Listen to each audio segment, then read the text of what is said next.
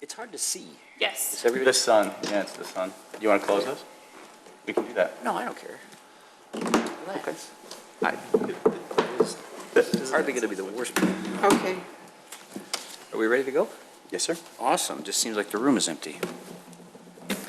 Good morning, everybody. Welcome to the budget hearing for November 14th, 2020. Please rise for the pledge. I pledge allegiance to the flag of the United States of America and to the republic for which it stands, one nation, under God, indivisible, with liberty and justice for all. Clerk Simpson. Roll call, please. Trustee Lang? Here. Trustee Vogel? Here. Trustee Papantos? Present. Trustee Vito? Here. Trustee Rufato? Here. Trustee Kruger? President Horker? Present. Citizen concerns and comments. Hello, Trustee Kruger. Hello, everybody.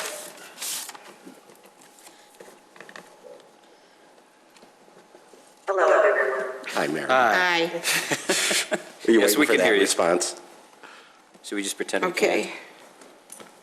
Should we just pretend we can't? Just pretend I'm on mute. Right. Citizens concerns, Clerk Simpson. Citizens concern? Yes, please. Oh, Oh, no, wait. You did roll call. Yeah. Citizens concerns and comments. Members of the public may address the board with comments regarding issues relevant to village business. No citizen shall speak for more than 5 minutes without consent of the board. Members of the general public who wish to address the board must sign the request to speak form prior to the commencement of the public meeting. Ms. Wilson? And just as a reminder, this is a time for citizens to make comments and express their concerns and the commission to listen. Neither the commissioners nor the staff will answer questions.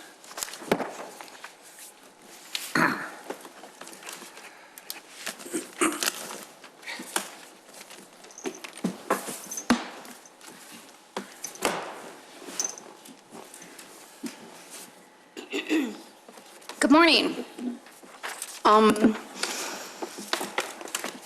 This budget workshop is an opportunity for you to show voters if you're going to turn this train around, because we're going into a serious deficit here in 2021. On page 14 of the budget, it says that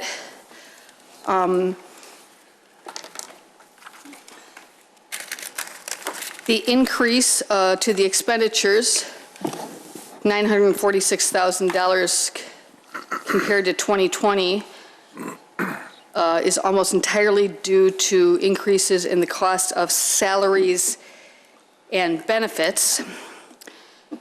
And it says that including the dispatcher's salaries and benefits, the personnel costs are expected to increase by $1,120,000 next year, which is 3.42% higher than the current year.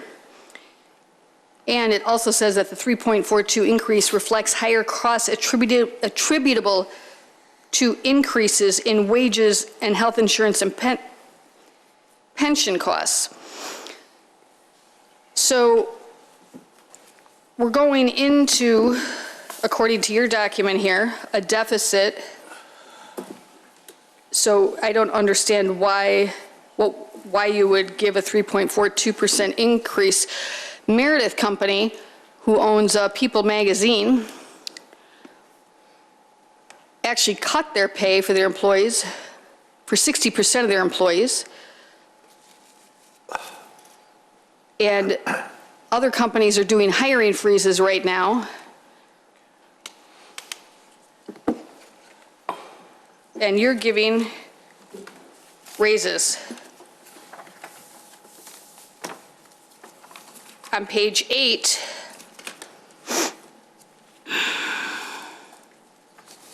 it says the projected deficit is $2,110,000.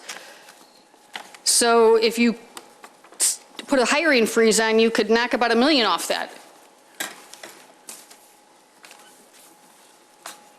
although I don't know what portion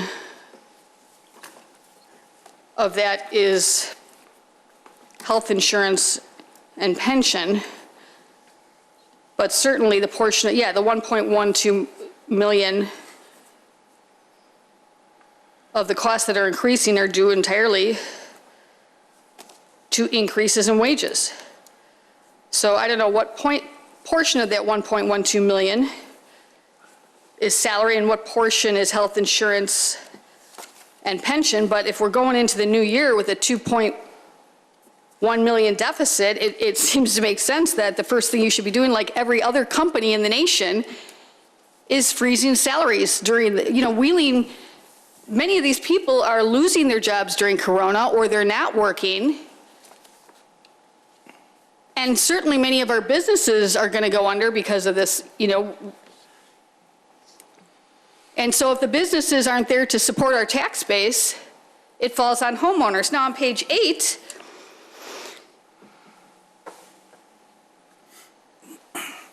it says that according to property tax, the budget reflects no increase in the village's property tax levy, the proposed budget. So you're talking about not raising, considering today whether you're going to raise it incrementally or leave it the same.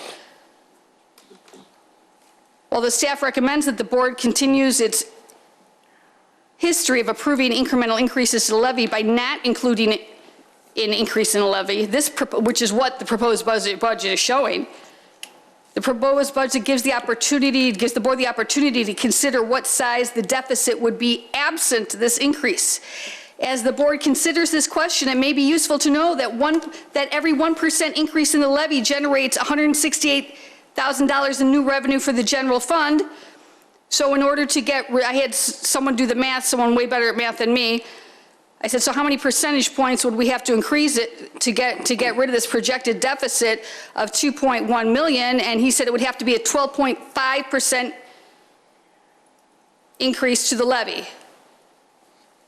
And why don't you just freeze salaries, or a $208,000 a year village manager who stays home a half to a third of the day? Thank you, Ms. Wilson. You know the rules. I'm going to be reminding everybody. Thank you, Ms. Wilson. Next 2 election seasons of That what you is- guys choose to do today. Awesome. Thank you. Ms. Wilson. I believe the budget also on page 9 explains pension funds, salaries, health. There's a lot of details in here, which does lead us to the budget, Mr. Spondelis. Well, good morning. Good morning. Are we going to raise it 12%? Huh? Are we going for 12%? No, we're not going for 12%. Cool. Okay. No. Well, it's your show, Mr. Spondelis. We're not in a deficit. Gallery can be quiet. Mr. Spondelis, you're in charge. Well, good morning. Like everything in 2020, this looks a little different than it normally does. And like everyone, we have had to change the way we do business in order to still get the business done. So that is prevalent in 3 categories that we'll be talking about today. That would be changes, that would be for today, for the community, and for the budget. So beginning with this experience, COVID mitigations have restricted the amount of people that we can have in the room. So we have asked that all staff be dispersed within different conference rooms on the 2nd floor. So while you don't see them, they are here and available to answer questions should there be any. We wanted to leave enough room for the public to be present. For the community, while we can't control the pandemic, we can somewhat control our effect on our businesses who are certainly hurting during this time. We have throughout the year and will continue to make changes to the code. We have created different parking standards, different tent standards to help our restaurants. We've refunded liquor licenses. We've refunded business licenses. Later today, we're going to have a conversation about potentially refunding health inspection fees. You will hear, not today, but in future meetings, recommendations for expansion of the Class 7 program, which is much like the Class 6. We hear 6B all the time.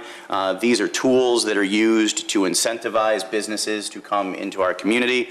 One of our expanded level sheets today, in fact, is another tool for recruitment within our TIF districts, and that's an expansion of what program we had on the books already called the Facade Improvement Program. So you'll hear about that today. So the third category for the budget, you have heard me use the term responsible year after year, and that is very intentional. That said, doing more with less does create a bit of a problem because after 10 years of reducing operating costs to the extent that we have control, we now come to a point where we have a pretty thin margin for still being able to get the job done, provide the services that we are expected to provide without being able to really make sweeping changes to the budget document on a year in, year out basis.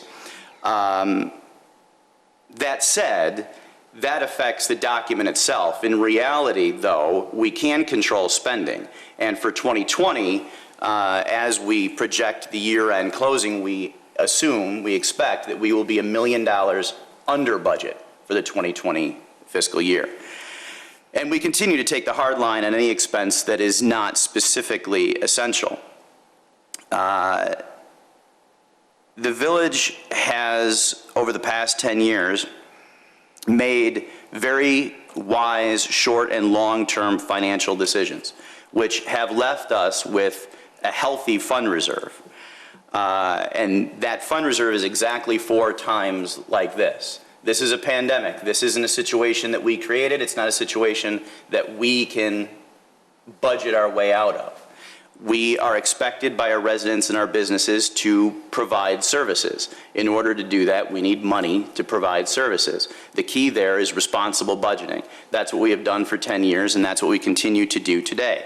One of the things that we have done over the past 10 years is reduce our staff by 39 positions. You've heard that before, but I think it's important to repeat as other communities are now looking at reducing their staff.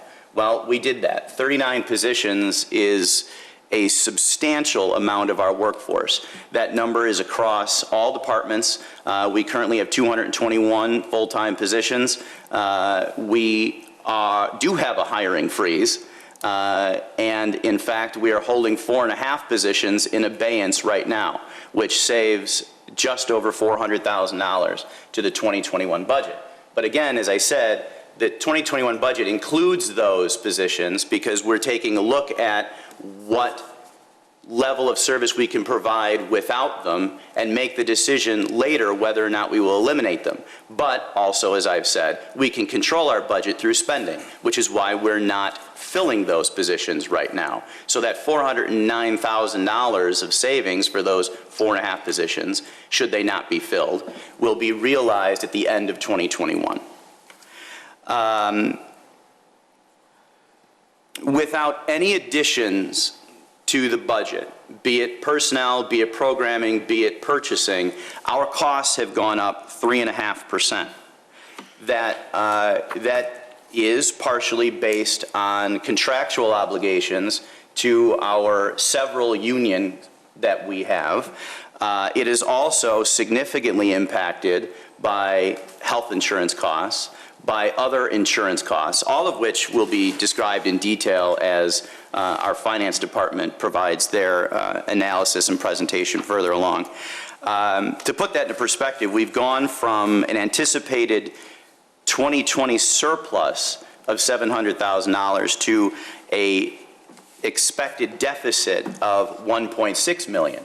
Now, that number, 1.6, is a new number to the public because since the letter of transmittal was published, we have received information from the Illinois Municipal League that changed their expected revenue projections for use tax and income tax, which actually benefits the Village of Wheeling. So that number did go down from 2.1 to 1.6. So that's a little bit of good news. This year and next year is a challenge, but we've accepted that challenge, and I think this budget is and does exactly that. Part of the review process of the operating budget is the continuation of the liaison program. For the public, the liaison program is an assignment of an elected official to each department within the village so that the public can be assured that every line item within the budget has been seen by an elected official. There are then meetings between the liaison and the department head to go through the department budgets. And then, of course, there are meetings with the finance department and myself with each member of the board to prepare for today. The liaison program rotates year after year, so there is a different elected official looking at a different budget so that we can help ensure that, again, elected eyes are looking at every line and that any questions that could be or are necessary are asked and answered appropriately. So to that end, because we don't do department presentations because that work has already been done, as we prepare to move forward today, I guess I would just ask, are there any questions about the operating budget from any of the elected officials that I can answer, Michael can answer, or any of our department heads who are on the second floor can answer? Question. Could you just back up and explain a little bit about the change from the municipal conference in the project? That is something that we have no control over, and that's pretty much just like all of a sudden. Explain how that works. Sure. I don't want to steal Michael's thunder. As we have 76 slides. Oh. and we. But it's going to be ultimately. My concern was this is something we don't know is going to happen. That is correct. Okay. I mean, there are three legs to the stool: property tax, sales tax, and income tax. Income tax we really can't control because it's based per capita, distributed by the state. Okay. Sales tax is exactly as it sounds. The challenge that Wheeling has always had is that Wheeling was built on property tax. That's the way this town was designed. That's not a decision that this board made. That's not a decision that staff has made. It's a decision that was made decades ago that the elected and the staff officials have to simply deal with. This town is built on property tax. So what the challenge then to staff is to find whatever opportunities, even in 2020, when the internet has taken over retail sales, and we are all but built out, and the new brick and mortar construction is a dead market, we have to do whatever we can to try and find sales tax generating businesses to help mitigate the impact of the reliance on property taxes. That's not an easy thing, but that's why we brought the board last year the Class 7 opportunities for incentivizing businesses to come to town. We are going to ask to expand that later on this year. I just wanted to point out that it was not something we had any control over. No, that's correct. So we can get on with the regular. Sorry, that's correct. And again, Michael, we do have 76 slides. I didn't want you to steal everything. Okay, so today, what are we doing? We have, following my intro remarks, we have a budget overview presentation by the Finance Department. We will take a short break, continued by the conclusion of the budget overview and detail discussion. We will then move into talk specifically about our expanded level requests. And then at the end of the meeting, have a conversation about revenue considerations, and then adjournment. Of course, the board is welcome to ask questions at any time during either, my presentation or the Finance Department. And I guess with that, it's appropriate to thank the board for their ongoing participation in this process. Today is nothing more than the culmination of many, many, many hours of preparation for this meeting. This is a chance for the public to hear the work, the result of the work that has already been done. So I'd like to thank and acknowledge the board for their effort, and of course, thank and acknowledge staff. It is their hard work that is able to allow us to continue to toe the line on expenses and responsible budgeting. Most certainly our Finance Director, Michael Monchain, and Deputy Director, Brian Smith, both of whom will be presenting today. So with that, Director Monchain, I believe you will be kicking off our slide presentation. Yes, good morning, everyone.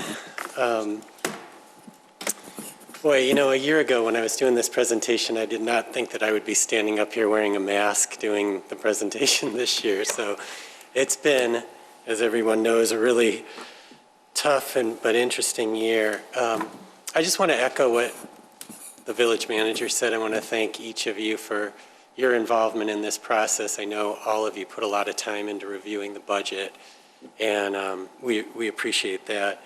And I also want to thank staff as well. Each of our departments also puts a lot of time into putting together their budget requests, sitting through meetings, doing a lot of research and so forth. And it's only because of that work that I'm able to stand up here and talk about the budget really from a 35,000-foot view. So we really appreciate the work that the departments put in.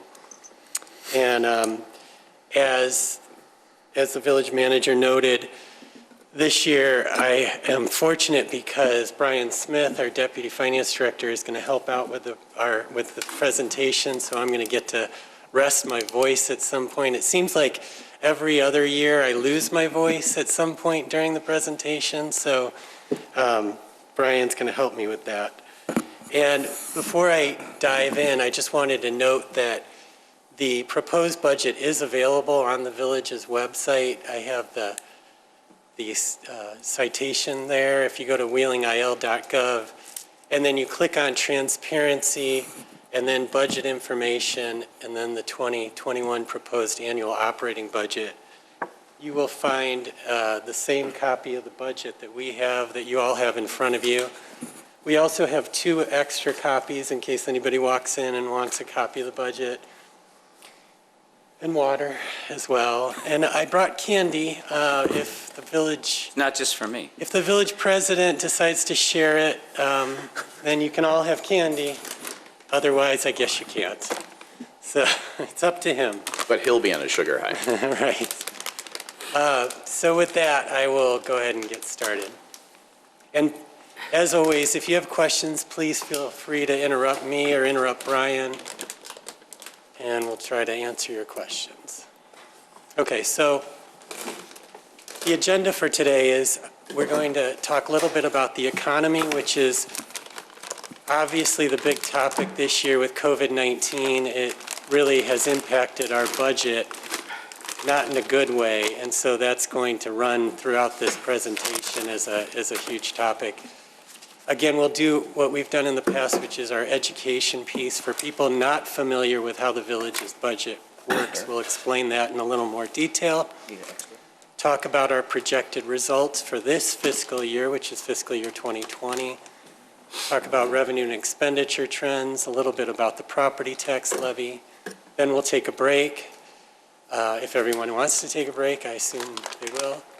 And then we will talk about next year's proposed budget, some of the accomplishments that our departments have made in the last year, and then a key topic this year is pension fund consolidation and benchmarking, and then we'll conclude with revenue and expenditure benchmarking. And the purpose of benchmarking is to allow us to compare Wheeling to our neighbors, to show you how we operate relative to some other communities. So again, we'll start with the economy. And I just wanted to put this chart up here that shows the gross domestic product for the United States going back to 2011. And you'll see that in 2020, as you might expect, through the third quarter, GDP is down significantly. We have had a number of fairly good years leading up to this, and that also led in part to surpluses that the village has seen in the last few years. So This type of thing is to be expected. We've all lived through recessions before, and that is why the village maintains their reserves at the levels that they do, is to provide for just this type of emergency. Now, again, I don't think anybody expected that the emergency would be a pandemic, but yet that's where we find ourselves, and that's why we do try to maintain our fund balance at around 37% of annual operating expenditures. This is the Case-Shiller Chicago Home Price Index. Even though the economy is down this year, home prices are still up minimally. You can see going back to 2011 and 2012, which were a couple of years that followed the Great Recession, that wasn't the case. But in the last several years, generally speaking, real estate values have increased, which is a good thing. This is a slide that shows the University of Michigan's Consumer Sentiment Index. This is based on 500 telephone interviews of consumer attitudes towards the business climate and spending. And what you'll see again is, this is not a good year for people's attitudes in terms of how the economy is going. But prior to that, we had a string of several good years in a row. So hopefully, if we get a vaccine at some point in the future, this will turn around and people will be spending more in restaurants and hotels and Wheeling and otherwise. And then here is status of the S&P 500 stock index, which seems to defy the rest of the economy. It's up as of yesterday nearly 11% this year, despite the fact that we have high unemployment in the United States. If you had, I just put a note down here, if you had invested $10,000 in the S&P 500 at the end of 2011, it would now be worth $28.5 thousand. So stock market continues to do well. There's been 185% growth since 2011, a couple of down years, but nothing significant. And this year, 2019, is relevant because the S&P was up almost 29%, and that was great for the village's pension funds, which were also up significantly, and I'll talk about that a little bit later, because we went from last year when I talked to you about the pension funds, we were not meeting our investment return assumption, which was 7.25%. But it's amazing how that can change in just 1 year of excellent stock market returns. We now, for the last 10 years, have exceeded our 7.25% investment return assumption. Michael, I know, just following my 401k, obviously, the stock market has been jumpy, to say the least, and the announcement of, Pfizer's vaccine basically helped all of us who watch it closely. Do we expect this 11% to hold, do you think, or? It seems like it will. I haven't seen any indication that it won't at this point, but it's always hard to predict what the stock market is going to do. But those kind of years make a huge difference, and as you might expect, in terms of the returns for our pension funds and how much the village has to contribute to those funds as well. So, And when do we expect the consolidation of the pension funds that? we expect that that's going to happen late next year, and I will talk about that later in the presentation, but at some point, probably mid to the end of next year, we're going to have to send all of the pension funds assets to the two state consolidated funds who are going to take over investing for the 650 pension funds throughout Illinois. Thank you.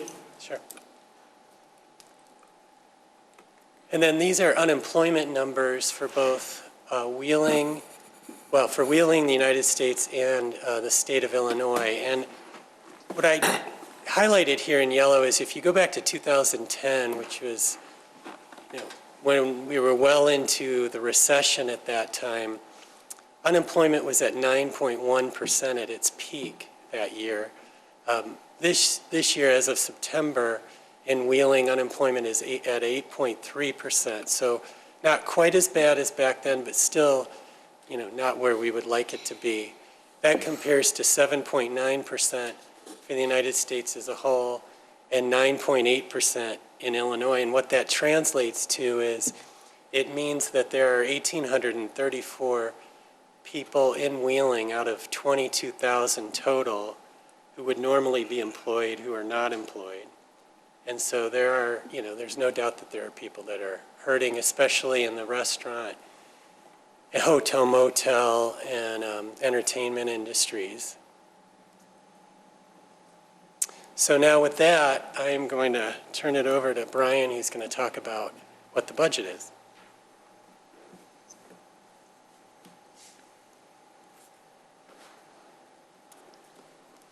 Good morning. Morning. So honored to be standing in front of you today and assisting Michael at the microphone. So thanks for having me. These first couple of slides that I'm going to talk about today are really more for the public than they are for the board. You guys have all been through this process many times, and you're familiar with our budget. But what I'm going to show you here is really a snapshot of our expenditures, our proposed expenditures for next year. And we start with the general fund. That's our primary operating fund. And for you residents at home, that's really where all the costs that you're most associated with. Every time you come into the village hall or interact with our staff here, this is the area where those costs are. So, our salaries and benefits, which make up about 78% of these costs for our police department, our fire department, the finance department, community development, all those interactions you have, that's where these costs go. And then you see all these other items. And what these really represent, and the best way we have to describe it to you, is that these are separate funds or separate bank accounts where we're housing all these different costs and saving up funds for different purposes. And sometimes because we're required to. So if you look at the second line there, the water and sewer fund, that's what we call an enterprise fund, and it's self-supporting. It kind of acts like a mini business. It's not for profit. We don't really do anything like that here, being a government entity. But we take all of the water use charges, and we use those to fund the system, the water system. So you can see that we have about 12 million there next year. And the interesting thing about the water and sewer fund is that it funds its own capital. So that's one of the reasons why that fund has so much money in it, because it houses its own capital expenditures. Whereas with the general fund, that stuff moves down into our capital projects. So that third line there, that's the TIF capital projects funds. We have 5 different TIFs. Although our Crossroads TIF ended last year, we still have it open at the moment.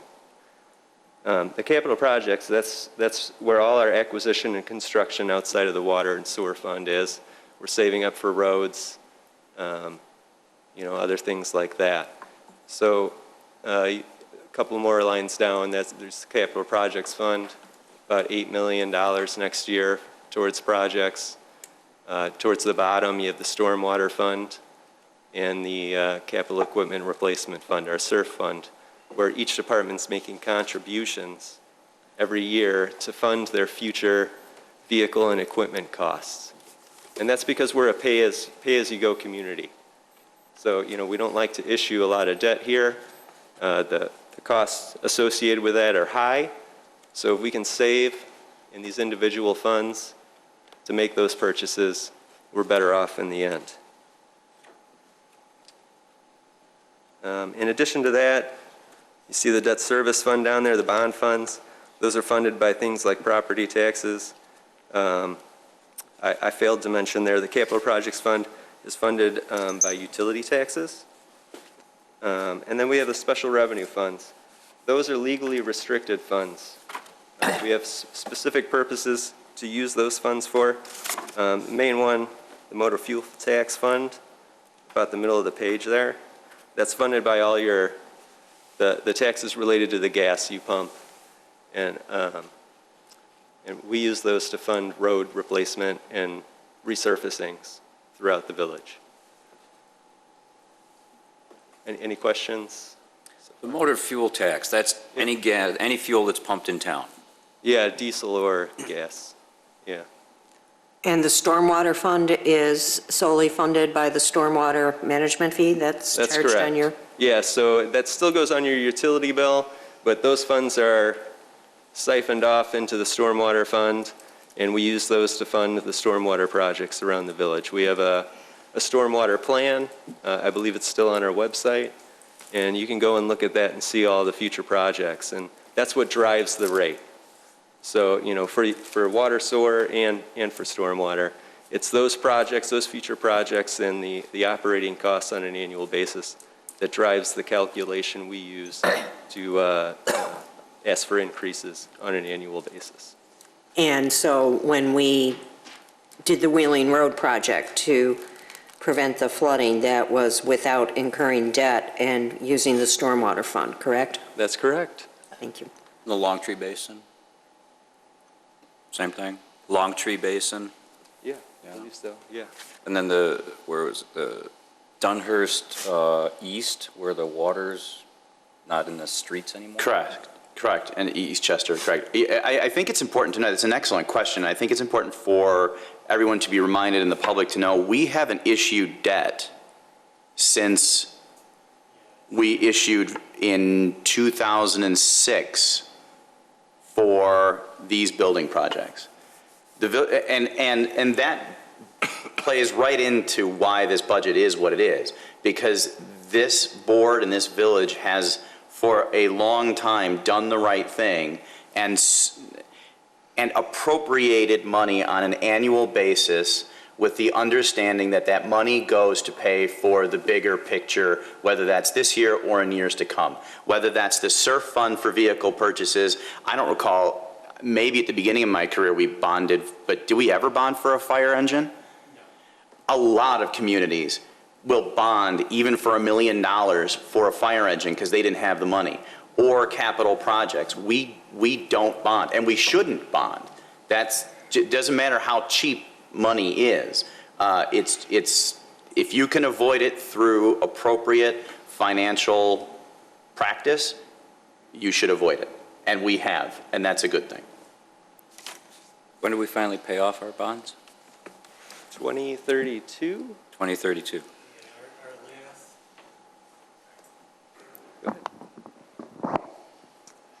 Our last property tax levy-related debt payment will be in 2030. And then in 2032, we'll pay off some water and sewer bonds that are being paid off now with water and sewer money, as you might imagine. But we have a slide for this later, too. Oh, okay, sorry. But no, it's a good question. We are well on the way in the next 9 years to being debt-free. But the last time we borrowed was '06, and it'll be 32 before we paid off. Well, we borrowed in over 3 years. It was 2007, 8, and 9 to fund the projects that we started We started in 2006, In but of course, Michael's right.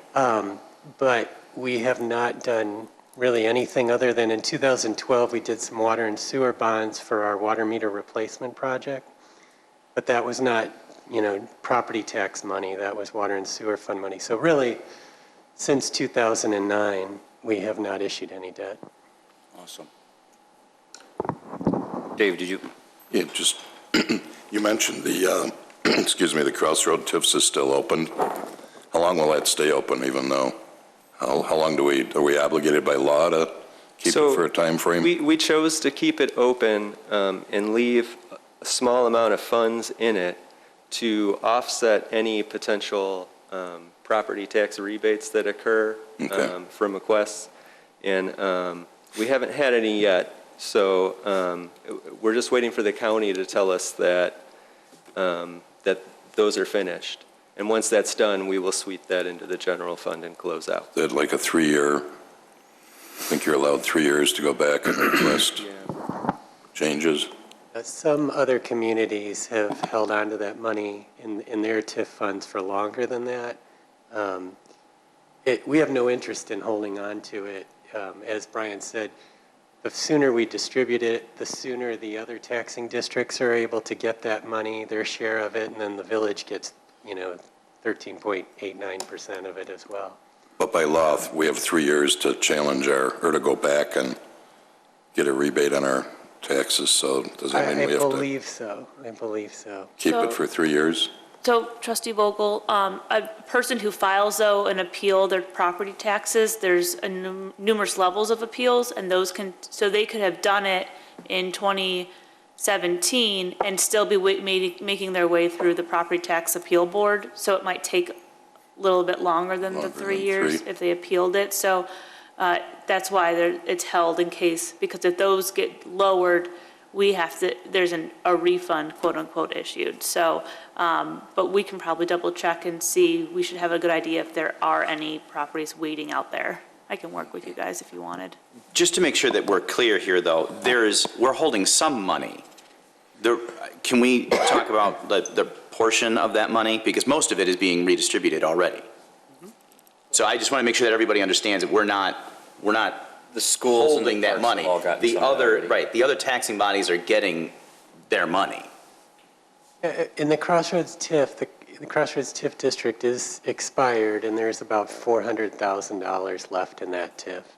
We've distributed everything else, but it's the $400,000 that we're holding on to in case there's, taxes that are owed back to some tax. And on an annual basis, that amount isn't going to grow. No. The property taxes that are owed to the schools and the libraries and the county, that money is getting out, but for a savings account of $400,000 that's just being held. I just want to make sure that that was clear. Right. Last year, we talked a lot about capturing the growth from the Crossroads TIF, and we increased the levy in order to do that. Well, all the other taxing districts did the same, so they're getting that money. Good.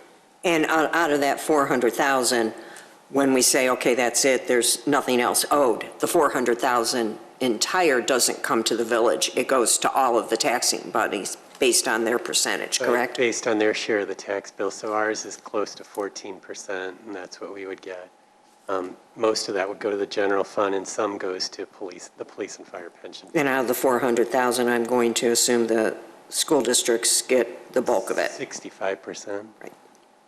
Yeah, and they were allowed to roll in the tax increment into their levy just like we were last year.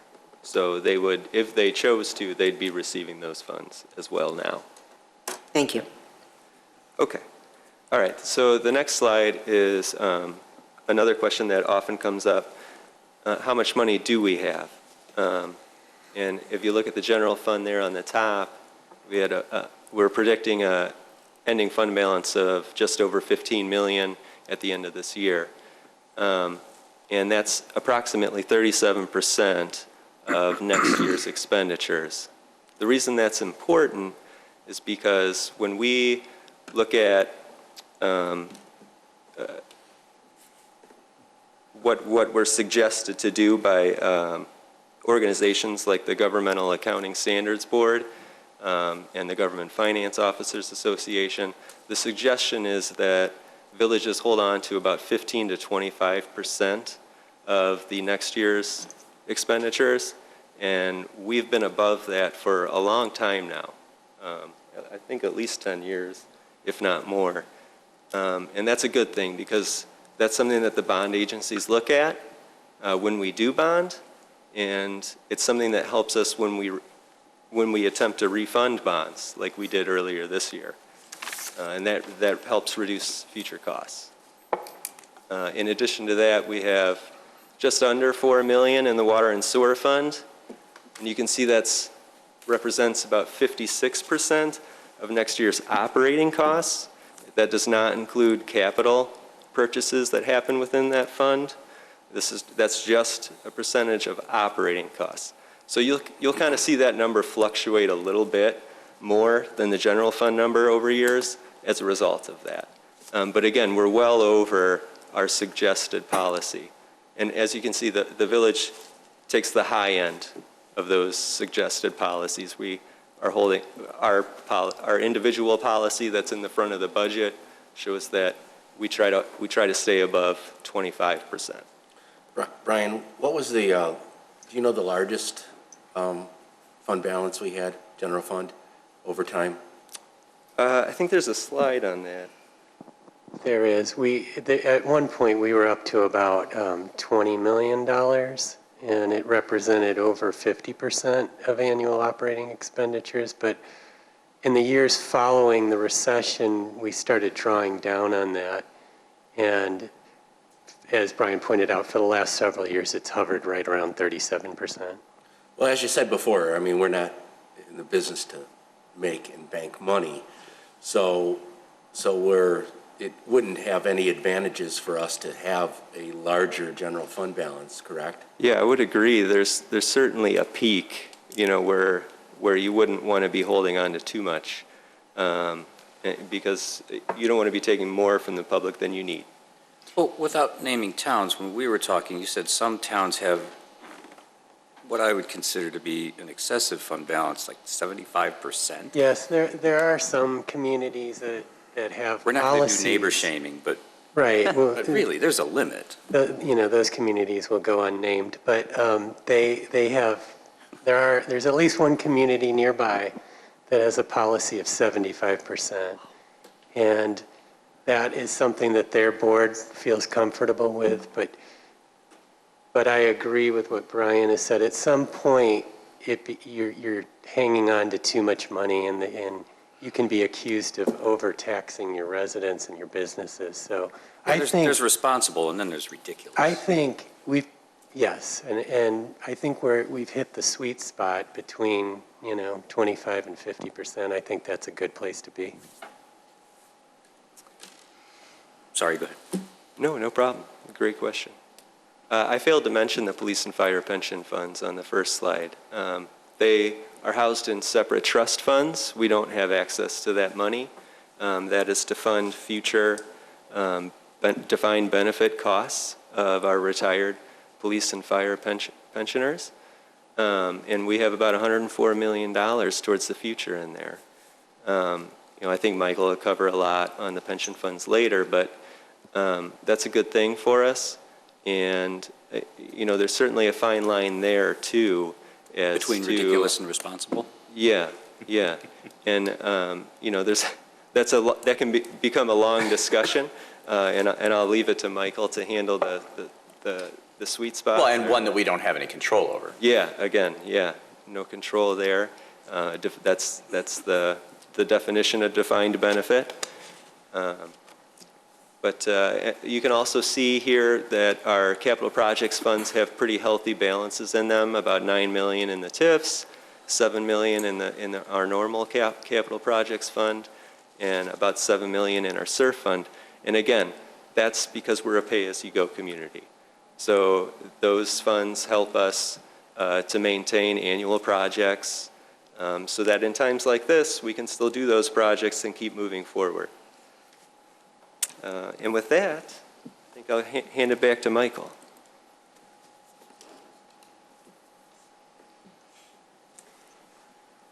Okay, so now I just wanted to tell you where we're at with respect to the current year's budget. And as the manager alluded to earlier, we had budgeted in last year for 2020 a surplus of $722,000. As we talk today, it looks like we're going to end the year with a deficit of about $357,000, and I'll get into the reasons for that. If that actually comes to be, we would end up with a fund balance of just over $15 million and still be pretty close to that 37% that we just talked about. Now, here's the reasons why. It's almost all driven by revenue, although we are going to be below budget for expenditures, and I'll talk about that in a minute. But the reason we have a down year is because of COVID-19. I don't think that comes as a surprise to anyone. And the biggest category is sales tax. With so many businesses in Wheeling not operating at full capacity and being shut down for several months, we expect that sales tax will be down nearly $1.4 million this year, or 15%. On the other hand, income tax, and this is surprising to a lot of people, is up this year over what we budgeted by about $315,000, and that has a lot to do with the CARES Act. Although people were unemployed, many people were unemployed during this year, they were still receiving unemployment benefits, and those benefits are taxable. And so as a result, businesses were still producing income, residents were still being taxed on the income that they earned, and we will end up $315,000 over budget this year. Food and beverage tax, on the other hand, is going to be down nearly 47%, $458,000. Hotel motel tax is almost non-existent this year, as you might imagine, down $770,000 or 69%. And again, it's all COVID-19 related. Business and liquor license fees are down because the village board decided to waive those fees this year in order to help some of the Wheeling businesses that were suffering as a result of the pandemic. On a positive note, though, we did receive, or we do expect to receive, I should say, about $736,000 in CARES Act funding. A lot of that comes from FEMA and from Cook County, which received a very large distribution of funds this year, and I'll talk more about that in a minute. But if not for that CARES Act funding, we would have seen a much more significant deficit than what we actually expect to experience.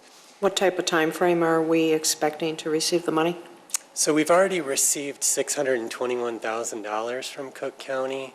They just opened up their purse strings again and offered us another $12,000, which we expect to get in the next few weeks. And then there's possibly about $100,000 in FEMA funds that we think we're going to get, hopefully by the end of the year. Thank you. And then red light camera fees are down this year because, with fewer people on the streets, there weren't as many violations, and there was also work at the Palatine intersection by IDOT, which shut down those cameras for a while. And then there were other accounts throughout the general fund, revenue accounts that were down for other reasons by about $127,000. So again, when we prepared this budget, we expected, or I should say this estimate, we expected that revenue would be down about 2.1 million overall, or 5% for the reasons I've already noted. Expenditures, though, we also expect to be down by about $1 million. The village manager alluded to this earlier, which is about 2.54% of the budget. And that's because with people staying at home, there were fewer calls for service, for public safety, and so overtime is down. There have been vacancies that we haven't filled, and there was an increase this year in our 911 revenue. And when that happens, we allocate more of our dispatching-related salaries and benefits to the 911 fund. Those expenditures get allocated to that fund rather than the general fund, and that reduces expenditures in the general fund. So again, where does the 911 revenue come from? That's on our cell phone bills? Right, and our... it's mainly on your cell phone and landline bills. You pay a fee each month to the state, and then the state turns some of that money over to the joint emergency telephone system boards throughout Illinois, and we have one that is a telephone system board for not only Wheeling, but also for the city of Des Plaines, who we dispatch for as well. Thank you. So again, the final anticipated deficit is $357,000. Now, I will say that that's a fluid number, and as the village president mentioned earlier, some of these revenue numbers are changing significantly, even from week to week. In the Illinois Municipal League, I'll talk about this in a minute, even changed their estimates for income tax and use tax within the last week or two, and they changed them to the good, improved them so that we're going to get an additional $470,000 that we weren't anticipating a few weeks ago. And as I mentioned before, Cook County received $429 million in CARES Act funding. They distributed about $51 million of that to municipalities. We wish it would have been more. Some other counties received significant amounts from the federal government and distributed much more than Cook County did, so. We're special. I'm trying not to pick on them, but we're grateful for what we got, but it might have been more. Since we have a very small portion in Lake County, Yes. do we get any funds from Lake County that, We didn't get anything from Lake County. We were just part of the Cook County distribution. so they won't share? Well, we have no residents in Lynn Lake County. Right. Well, we take care of the businesses, don't we? I like your answer.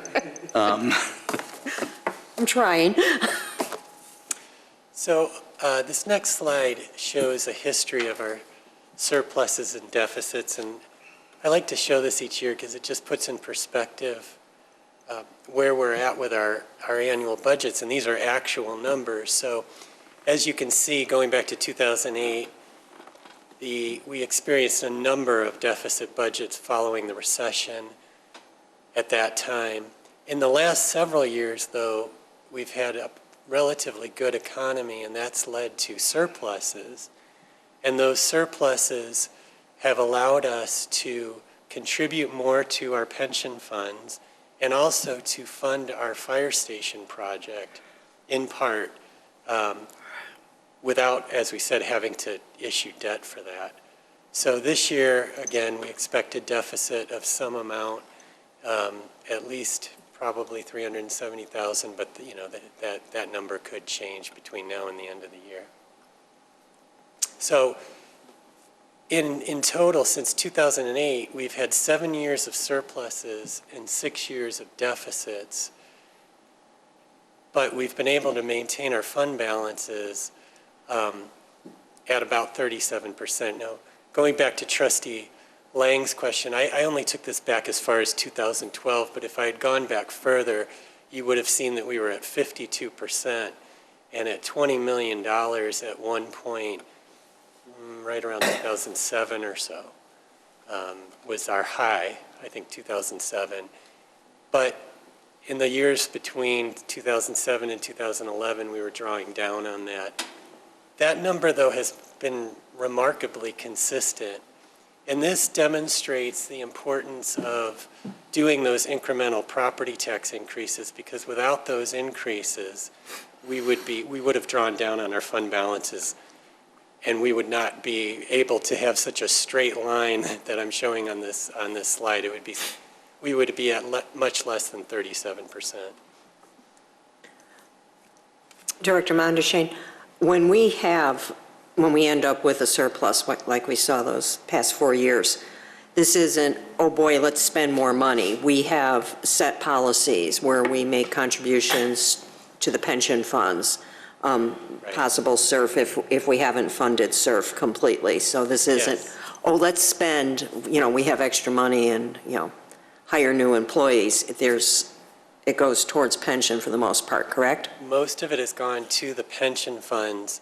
In fact, later I have a slide that shows that in the last 4 or 5 years, we've contributed another $2.9 million to our pension funds that, absent that policy that you referred to, would not have happened. And so while our revenues and expenditures are going to fluctuate from year to year, and sometimes that produces surpluses, I think the village board has been very good about contributing that to either the pension funds or in some cases, like you mentioned, capital projects or capital equipment. So it's not like that money is going to waste, it's going to a good cause. And our pension funds, we have a significant unfunded liability that has to be paid off anyway over several years. So it's a good use of that money. Thank you. This might be a good time, just as a reminder as to how our budget works. Because Trustee Papantos, you had mentioned, we don't just go buying new stuff or spending more money when we have a surplus. But I think it's important for the public to understand that the way our system works of budgeting, We can never do that unless we bring that program or additional expense to the board in what we call expanded level, or colloquially, pink sheets, which we will talk about at the end of the day. There's never a, we've got more money, let's go spend it. We don't do that. That isn't the way our budget program works. If we want or need something in addition, whether that's a program, a piece of equipment, or a body, the only authority to do that, yes, it comes from the budget, but it's not just lost in this document. Our process doesn't allow for us to bury things in the document. An expanded level program, person, or purchase is separately written and included as an expanded level sheet and discussed individually, whether there's two levels, I approve them or not, and ultimately that's just a recommendation. The board then approves them or not. Every single expanded person, purchase, or program that is an addition to last year's budget is discussed specifically with an expanded level sheet every year. Well, now earlier, we had an opportunity this year. The emergency spending thing, remember that? The emergency. When the COVID thing started, a lot of other towns were authorizing, I had the opportunity Yes. to come in and sign a paper for John To declare an emergency. Yes, and to spend money on the emergency, and the conversation went something like, like anything that was necessary to get us through this emergency. Mhm. I think the conversation went, and correct me if I'm wrong, something like, John, are we going to buy a hospital or a virus lab? And he said, no. And I said, I tell you what, if you find something that we need, I'll come in and sign the paper, but otherwise, That's exactly right. it's just a lot of show for nothing that we're going to need. That's exactly right. Yeah, we're not going to spend money that we don't need to spend. Right. Michael, question. Sorry. So, we're pretty well funded on our pensions now. We're in line, correct, with where we should be? I mean, we owe a lot. We still have a deficit for pensions. Right. And we have we're, X amount of years before we need to get even with that. When would you say that we really started getting a handle on this pension thing? Because in the past, the market was great and no one really paid attention to the pensions because the market investments were taking care of that, correct? in the 90s, that was certainly true, right? Yeah. So when would you say that the village really got good with taking care of the pensions and, started applying extra? Well, prior to 2004, the village was not making a contribution to its fire pension fund because of what you said. We were overfunded at that point. On an actuarial basis, we actually had more than 100% of the assets that we needed, so there was no need for a village contribution up until that point. Now, that was based on some pretty generous investment return assumptions, which were as high as 8.5% at that time. But in the 90s, the stock market was doing really well. And there were several years where, the returns were in 20 or 30%. So our pension fund assets were very high at that point. 2000 came along and, the world changed. And ever since then, it's been a tough investing environment. And our percent funded dropped significantly in those years and has remained relatively low since the early, or late 90s, early 2000s. But we're at a point right now where we're not 90% funded, which we're required to be by 2040 according to state law. And we'll talk about this a little bit later. We have one pension fund that's 60% funded, another that's 70% funded. So we're going to be, we're required to hit 90 in the next 19 years or so. That's going to cause our contributions to go up every year unless the state legislature acts and pushes that back. But we talked a few years ago about the issue of whether or not you need to be 90% or 100% funded. With a governmental entity, you really don't need to be 100% funded. Because not every employee is going to leave tomorrow. Right. If we were a private company, we would risk going out of business at any time. And those employees would obviously want to know that their pensions are 100% funded because the business might not be here next year. But as a unit of government, Wheeling is going to be around for a very long time, forever. And we're going to continue to, hire new employees who are going to make contributions to the fund, and not everybody's retiring at the same time. And for that reason, you don't need to be 100% funded. So I think most experts agree you should be somewhere between 70 and 80% funded, and that's really kind of what we're shooting for. We contribute to the funds so that we can get to 90% as required by state statute by 2040. But I think that if we were in the 70 to 80% range, we would be doing just fine. You had that piggy bank thing last year or the year before? A couple years ago, yeah. Yeah. I'm sorry, Jim, just chime in. Oh, no, I'm good. Mallory asked me if I wanted any candy. And I said, And I have one Yeah, I follow-up. would like this to go orderly, but, just. that's fine. Please. I have one more follow-up. So how good would, the market's doing fairly well right now, so how good does the market have to really perform to where it's really going to help our pension investments? It would have to be several years of exceeding our investment return assumptions for that to make a significant difference. And so I don't think you're going to see a huge change, in the next few years or so. But with good market returns, we'll definitely be better off than we are now. And that is no guarantee, because it's always going to be tied in the market. Right. So when the market fluctuates, if it dips really low again. It's very difficult, and it has been historically, to earn 7.25% a year with our pension funds because of the restrictions that the state of Illinois places on how we can invest those funds. There's a limit of really 65% that the pension funds can invest in stock and 35% in fixed incomes, investments like bonds. And so with that kind of, just like with your 401ks or your 457ks, with that kind of mix, it's very difficult over time to achieve 7.25%. And it typically doesn't happen. Now, IMRF has actually exceeded that for many years in a row. They're at over 9%, but that's because they can invest in ways that our pension funds can't, and they have many more assets to do that with. Another reason that they do so well is because they have more buying power than those individual police and fire pensions do. And that's one of the reasons for the consolidation. Well, and that's an important point. Come probably 2 years, it won't be a decision made locally. With the pension consolidation, we are going to be given a number, just like we are with IMRF, and that is our annual contribution.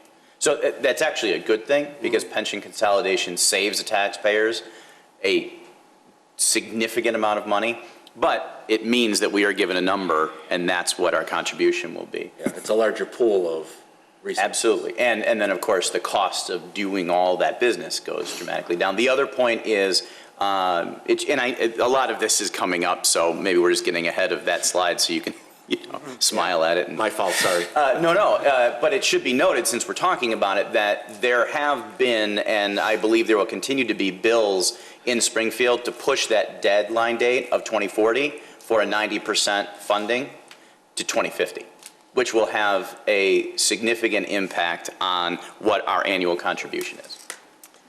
And last year, the Illinois Municipal League had a bill that didn't go anywhere in the legislature that would have reduced the funding requirement from 90% to 80%, as a recognition, again, that we don't really need to be 90 or 100% funded, but it didn't get any traction.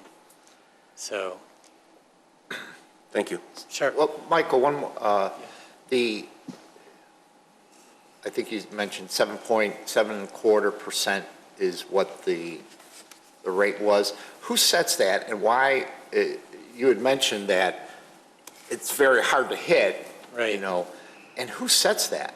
So the Village of Wheeling sets that. It's really a decision for the village board to make. And years ago, in the 90s, one of our pension funds, police was at 8.5% and fire was at 8, or it was vice versa. I don't remember exactly, but it was really high. But again, that's because in the 90s, they were easily hitting that. Then, you know, the world changed and the investing world changed, and people soon realized that that was not realistic. And so communities started to reduce their investment return assumptions to make them more realistic. And we did that here in Wheeling, and over a long period of time, we've gotten down to 7.25%, which is where IMRF is at as well. So then in consolidation, we won't control that anymore? We won't control that, so that conversation we will not have anymore. Michael, the lower the percentage, the expected rate of return, the more funds we have to put in because we're not expecting to make as much, correct? Exactly. And that's been the challenge over the last 20 years is we've recognized that 7.25% is not realistic. And we've tried to lower it in 0.25% increment. We have lowered it in 0.25% increments, but when you do that, your contribution the next year can go up $300,000 or $400,000 every time you do that. And as you can imagine, we talk a lot about the property tax levy, what the increase is going to be, should we do incremental increases and so forth. Well, if you're lowering your investment return assumption, it puts a lot more pressure on the village board to increase the levy because now you got to put more money into the pension funds. That means you have less money for the general fund. So it's been a challenging thing. Some communities are currently under 7.25, and you know therefore they're contributing more to their funds, their pension funds. But it's tough to do. We're not high, but we're not as low as we could be. So, okay. Hey, Michael. Yes. Mr. Gruber here. John mentioned the extension, the potential extension of the date from 2040 to 2050, and you mentioned the possible reduction of the percentage to be funded from 90 down to 80. It sounds like there's a race going on between which one of these provisions will happen. Do we know anything about which one is more favorable and which one would happen before another and when either of those might happen? Yeah, it's a great question. The Illinois Municipal League does not currently have a bill to lower the funding percentage from 90 to 80. That was last year, and it didn't go anywhere, so they've left that on the sideline for now. They're pursuing a change in state statute from 2040 to 2050. The problem that we have is if it stays at 2040, and I'll talk about this a little bit later, our payments are going to ramp up significantly in the next 19 years. Right. Because we have to pay that unfunded liability off over now 19 years and then 18 and 17 and so forth. That causes our contribution to go way up. And that's not just Wheeling, that's every community in the state. So that's why the IML has taken this on and said we need to push that back to 2050 to give these communities some relief. Otherwise, our property tax levies are going to have to go up substantially in a way that's not sustainable. Michael, what happens if in 2040 we're at 82%? I mean, or any other community? Right. Well, if the law doesn't change, then we would have to be making a tremendous... But if we just can't do it, or another community cannot do it, they can't raise their levies that high. Right. Well, and I believe that's why this legislation will pass. I have a slide later that shows... Sorry. No, that's okay. That shows that the police and fire pension funds, the downstate police and fire pension funds, the 650, are the only pension funds in Illinois that have that 2040 requirement. All the others are 2050 or 2055. So I think the legislature's going to look at that and make that change because it's just not sustainable. And by the way, there's nothing significant about 2040. It's just a number that was picked out of the air. You don't have, again, going back to what we said before, there's nothing magical about being funded by 2040. And a lot of pension funds have a rolling amortization period. IMRF is moving to that so that they don't have a fixed date in the future that they have to be funded by. It rolls over a 15-year period. The municipalities in Illinois aren't closing in 2040 or in 2050, like Right. John mentioned earlier. So to use a date like that to project how much money we need or how funded we need to be by that date is arbitrary and somewhat unnecessary. So this rolling amortization idea is really something that I believe in because it treats us more like a going concern, which we will be and will remain. It's just kind of an interesting idea that's what they're using right now at the state level. Well, this is all politics. I mean, I think everybody can agree. The date and the percentage is all politics to paint a picture about I guess, the promise of the pensions being available for pensioners, which of course is important. People dedicated their lives to do a job that provides a pension, and they deserve that pension. The problem is, I think the conversation needs to shift from, you're going to get your money. I mean, no one's trying to take your money away. I think, though, what the state needs to do is recognize that their words are creating very substantial negative impacts on the people that have to pay for it. And by that, I mean 90% is completely unnecessary, just like Social Security doesn't need to be funded at 90%. The country isn't all of a sudden going to hit 67 on the same day. I mean, look at how well IMRF works, and it works because it doesn't have the same politicized regulations that the other pensions do. Again, this is not about the pensioners. It's about the state politics that have created a vision that is not necessary for those funds. Well, the politicians are creating and buying into their own drama as opposed to the math.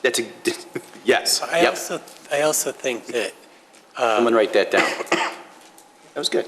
I also think that what has historically happened is that politicians have tried to apply business standards to government when it comes to pensions.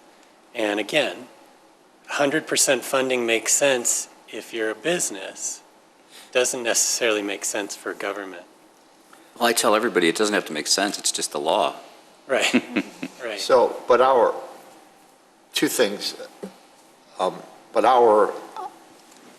liability for our household in our town is that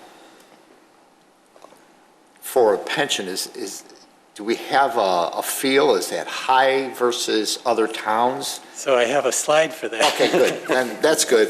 And then, and we'll go through that, but then my other question is this, and maybe you'll talk about it again, this new group that's going to be managing that and getting back to politics, is this independent of our current legislature? Yes. Okay. Yes, just like IMRF is, and that was something you would expect that the police officers and firefighters throughout Illinois insisted on. They did not want those funds to be funds that could be accessed by the state legislature. Okay, great. Smart move. Thank you.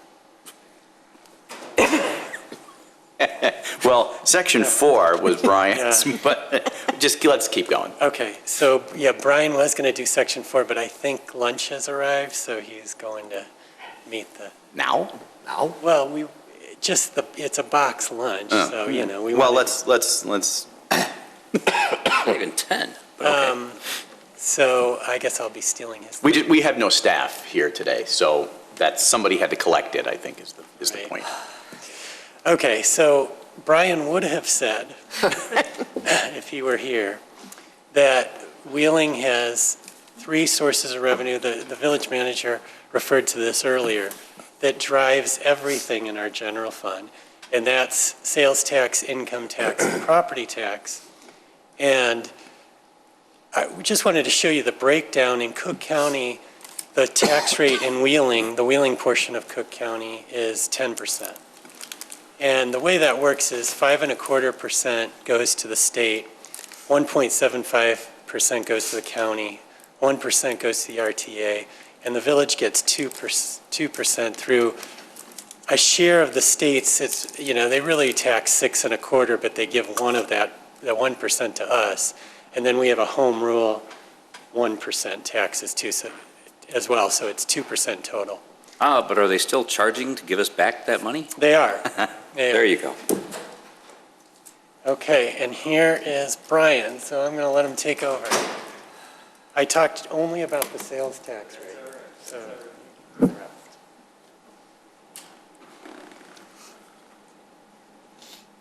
Yeah, so while Brian's getting there, and just so everybody kind of remembers, the county charges us to give us back that money.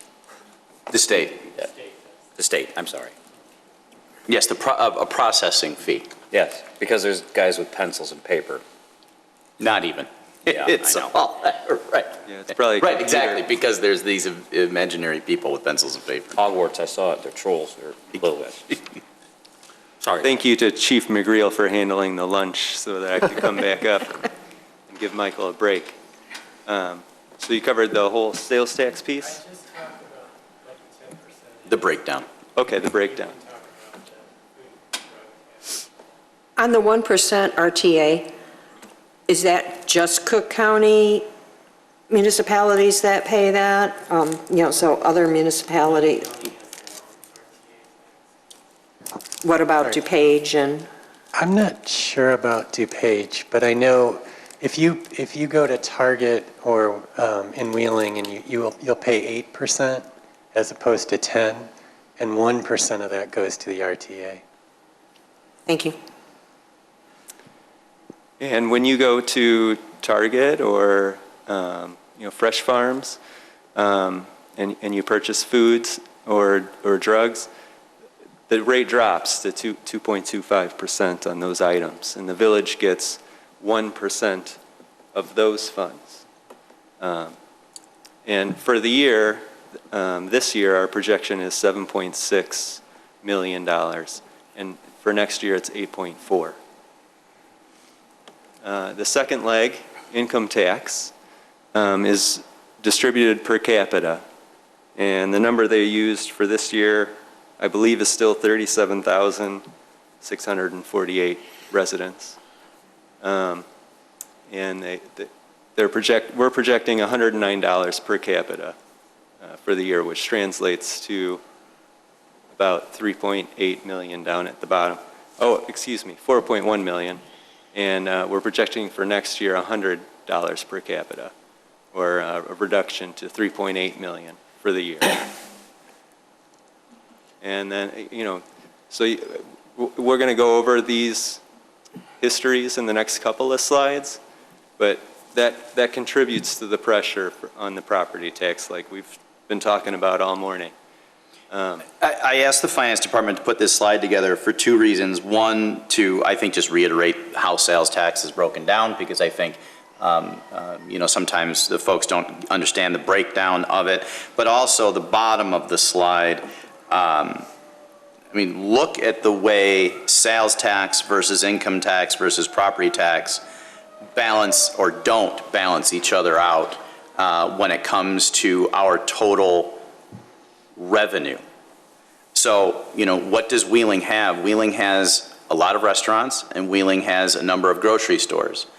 Well, that's great, but both are taxed significantly less than sales tax generating businesses. And that's where the money is made. And of course, it's where we continue to focus. But I think this slide is important because it reinforces the structure of our community, and therefore the structure of our revenue source, and therefore the structure of our budget. And that's because when you add those 3 together, in that bottom line. It's 26.5 million, or 68% of our general fund revenue. And since our projection for 2020 is just slightly higher than general fund revenue, it's also 67% of expenditures. So this is your base right here, these three items. Why does IML estimate that the income tax will go down in next year?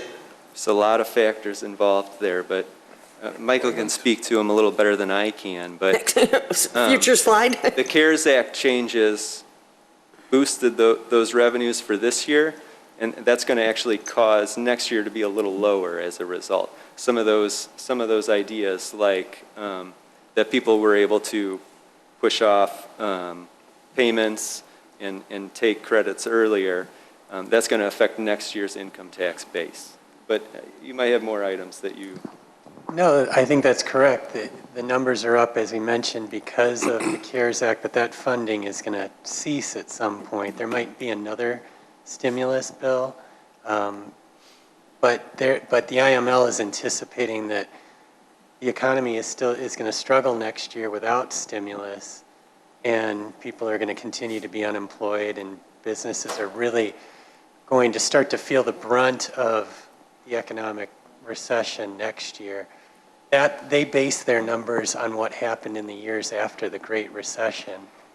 And so historically, it was the next year or two that where downward numbers really started to show up. Thank you. Are there any communities that have a fourth leg or a full chair, if you would? I mean, you know, like Arlington Park, for instance, when the racetrack was in full swing, is that a revenue source for the village? It is, but no different than video gaming is for us. Okay. So it's built into the sales tax, which is also use tax, which is, I mean, so there's a bit of a category there under sales tax. Okay, so my original question is, are there any other fourth legs out there that we know of? Meaning, what could we do to creatively I think we create a new revenue source? Yeah, you know, maybe we don't get to a full leg, so to say, but there's a number of things that we have done over time to help with these three main legs that we have, and we're going to get to some of that in the next few slides. But every community is different, and like John mentioned at the beginning of today, this is our makeup. This is what we became over time, and you know, there's, from an economic development standpoint, things like that, there's things we can try to do to create additional change at the Planning Commission and at your board level. But, you know, this is just kind of what we're dealing with. So I'm not sure that I've seen anybody with a fourth revenue source that's as large as these three. No, I think if you looked at just about any community, it would be the same picture. They have other sources of revenue in some communities, like Buffalo Grove has a real estate transfer tax that produces a fairly significant amount of money for them. Other communities do as well. You know, Des Plaines has a casino. Gurnee has Great America. I mean, you know, there are other sources of revenue, but Brian's right. Nothing that would equal a fourth leg. Well, and I think, if I may, the answer, as far as I've ever seen, is no, because government can't, there isn't another option. So government only gets its revenue, and can only get its revenue, through taxation of some sort, either on your property, or by issuing a sales tax, or by issuing a use tax. So there's different ways you get there, but ultimately, it's taxation of some sort. So there's really not another opportunity. Again, there are things that can be done, and there are ways to boost sales tax so that, we keep using the stool analogy, but so that the legs are a little more even, but there's not a way to create a full chair. I mean, it's a great question. But these are the challenges of government. I mean, we all recognize that this is very frustrating because it sounds like we're always just taking from the people. But, I mean, that is We don't sell government. things. We don't sell anything. Yeah, I mean, I had said in a Water. previous budget hearing once that we don't sell T-shirts. I mean, we can't, it's not a thing that we can do. And by we, I mean any local government anywhere. We're not, for very good reason, we're not set up that way. So it's very frustrating because it looks like we're always just taking, and we are, but that's why it goes back to the word responsible. And part of that responsibility is balancing the stool as much as we possibly can by trying to bring in sales tax generating businesses. Well, going back to your point of that our forefathers designed Wheeling as a property tax main source of revenue for this, for how we exist today, does it make sense to make changes towards that? Is that the right path to still be on? And how can we go, and I know we are doing things like adding more restaurants and working to add restaurants and more residents and bringing in demographics into this town. So are we on the right path to, or should we even change further to have some other stronger revenue stream than property tax? Are we on the right path? I think we are. Can we change much of the structure of the Village of Wheeling? Unfortunately, I don't think we can. I mean, look, there are limited opportunities for development left. I mean, we are landlocked and we're pretty well developed.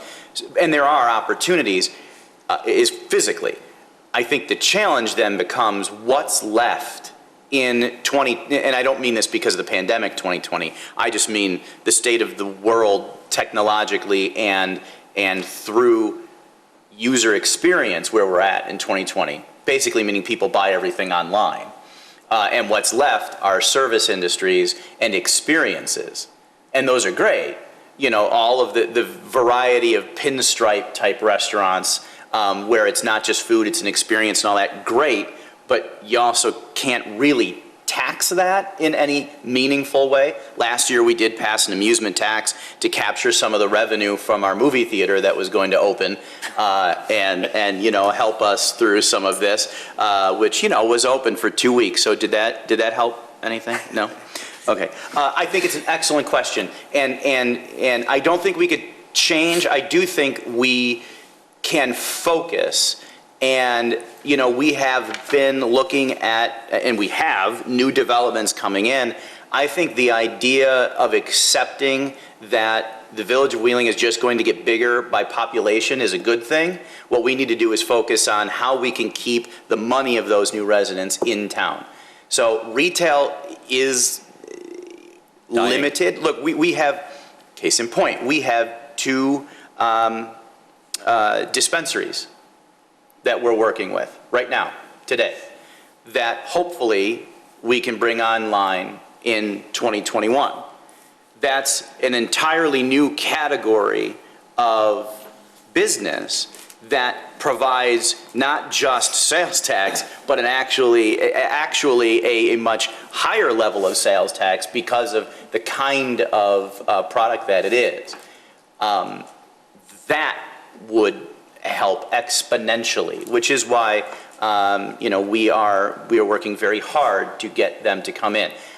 I don't know how many more opportunities there are for categories of sales tax generating businesses like a dispensary are available and growing and willing to come to town other than that.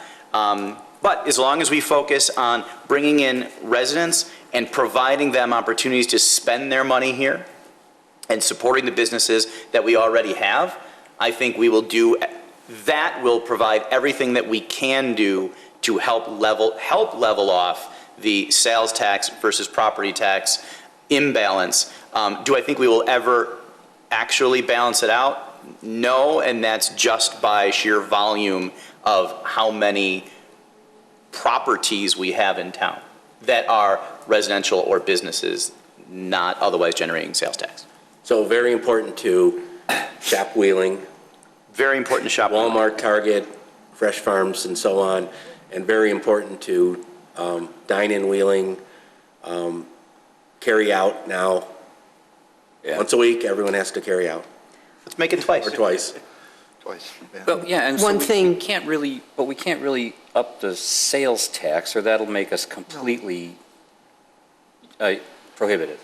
Correct. We can't up So- the tax itself. but- What we can do is up the people charging So- the tax. But in the future, though, I mean, looking at this, and this'll just shoot my family in the butt, but like future developments, you need to have, it looks like you need to have higher priced developments.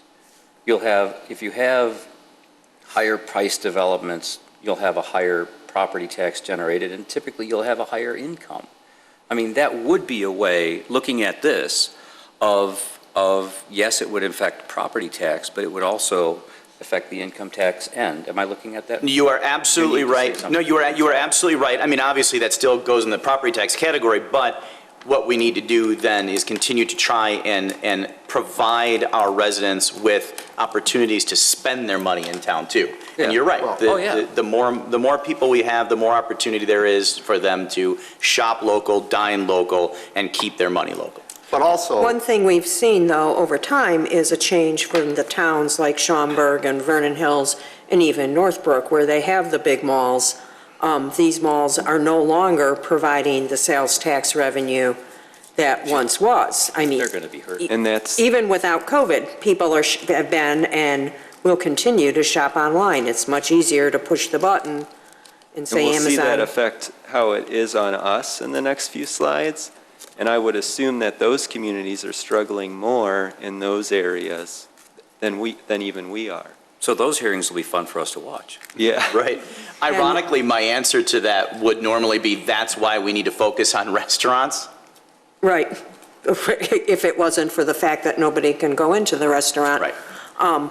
But we also have, and has it started yet, the collection of tax, and I can never remember which bill is Level which. playing field. Thank you.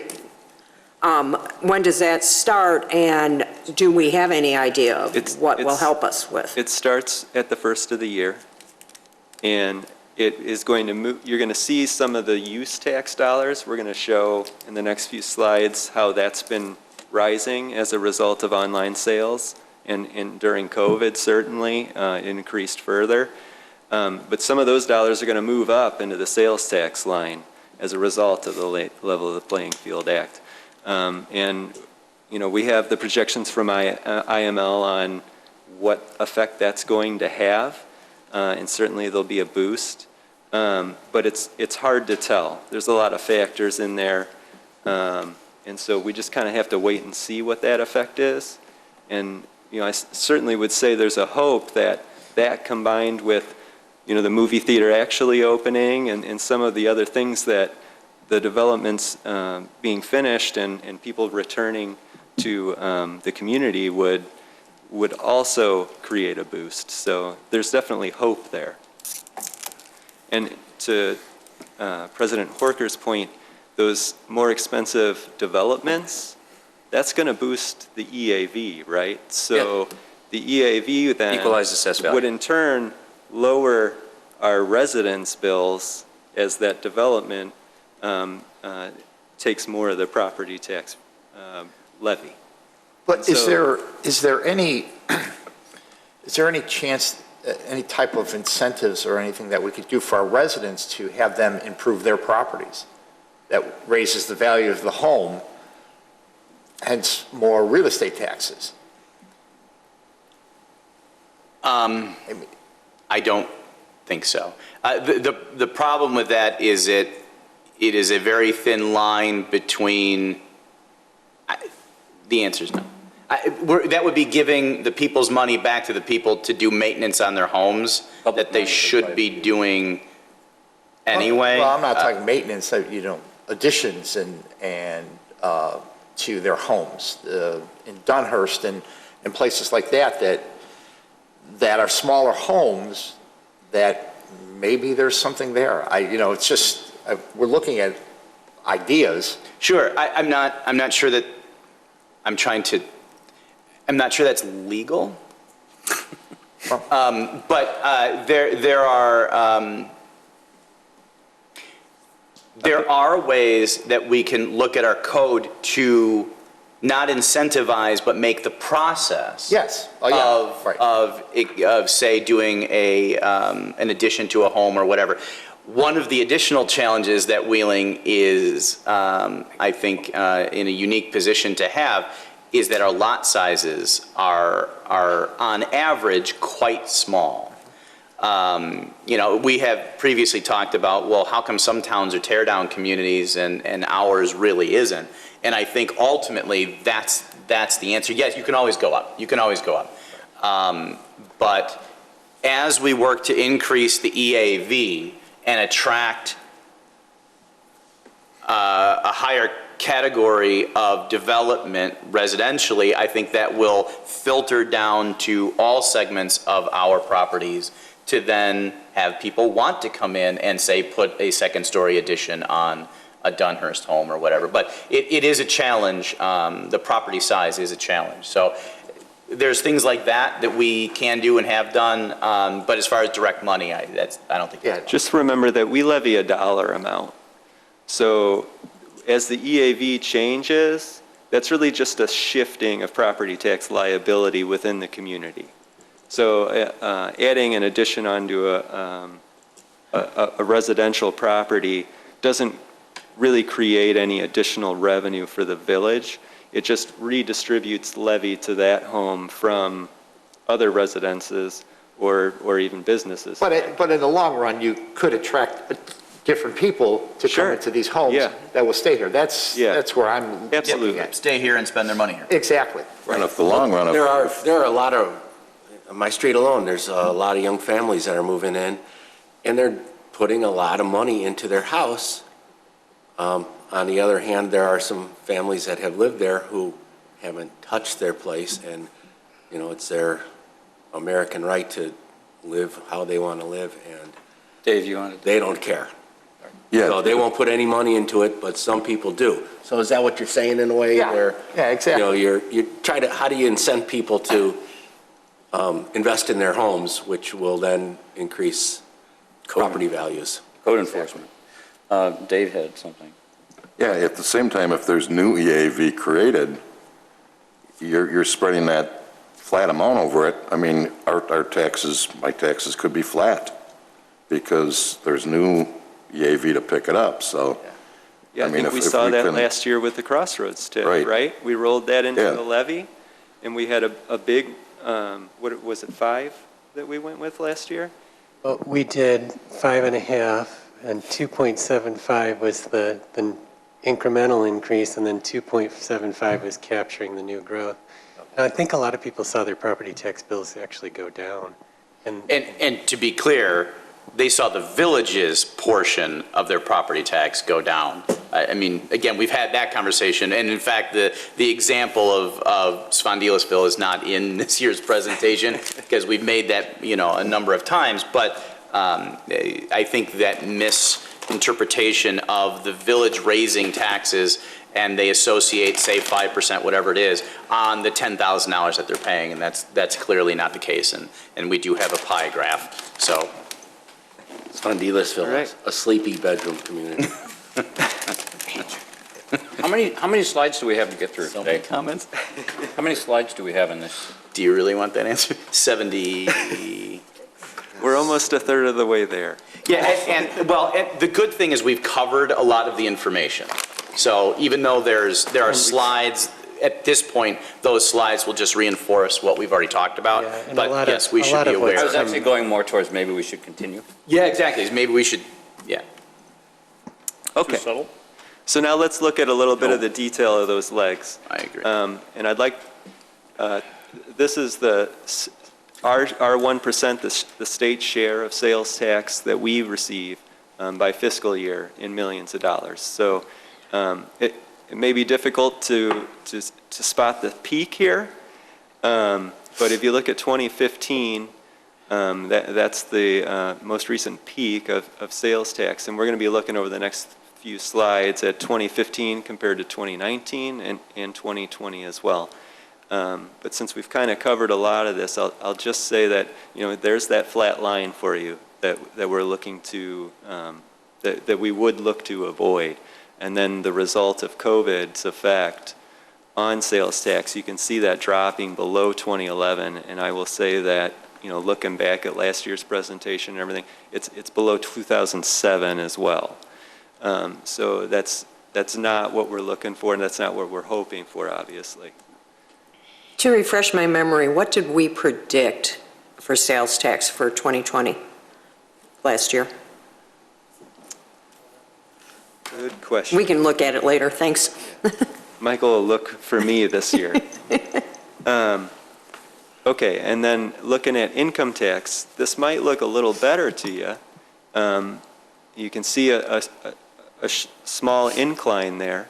Again, with 2015 being the past peak, and as Trustee Papantos asked earlier, you see that we have a new peak in 2020, and that might seem somewhat surprising, but because of the CARES Act and other changes that the government made, we actually receiving a little bit more than usual in 2020. However, if you remember from last year, Michael talked about inflation. And if you were to take inflation from 2007 to 2019, our income tax numbers would have needed to be about $4 million higher than they were at the end of 2019 to cover the inflation from that period of time. So while we do see a slight incline here, it's still not covering the increase in costs that are happening on the expenditure side of things. Okay, so I looked it up. $9,072,000 was what we budgeted. Wow. And so we're about half? And we think we're going to get about 7.7. What Brian was okay. showing was just the state share. Okay. The 1%. So from call it 9.1 million to about 7.7 million is the impact of COVID-19. Thank you. Okay. So when Michael said that I would be talking a little bit this year, one of the things I thought about was how has COVID changed us, and how has COVID reassured us of who we are as a village.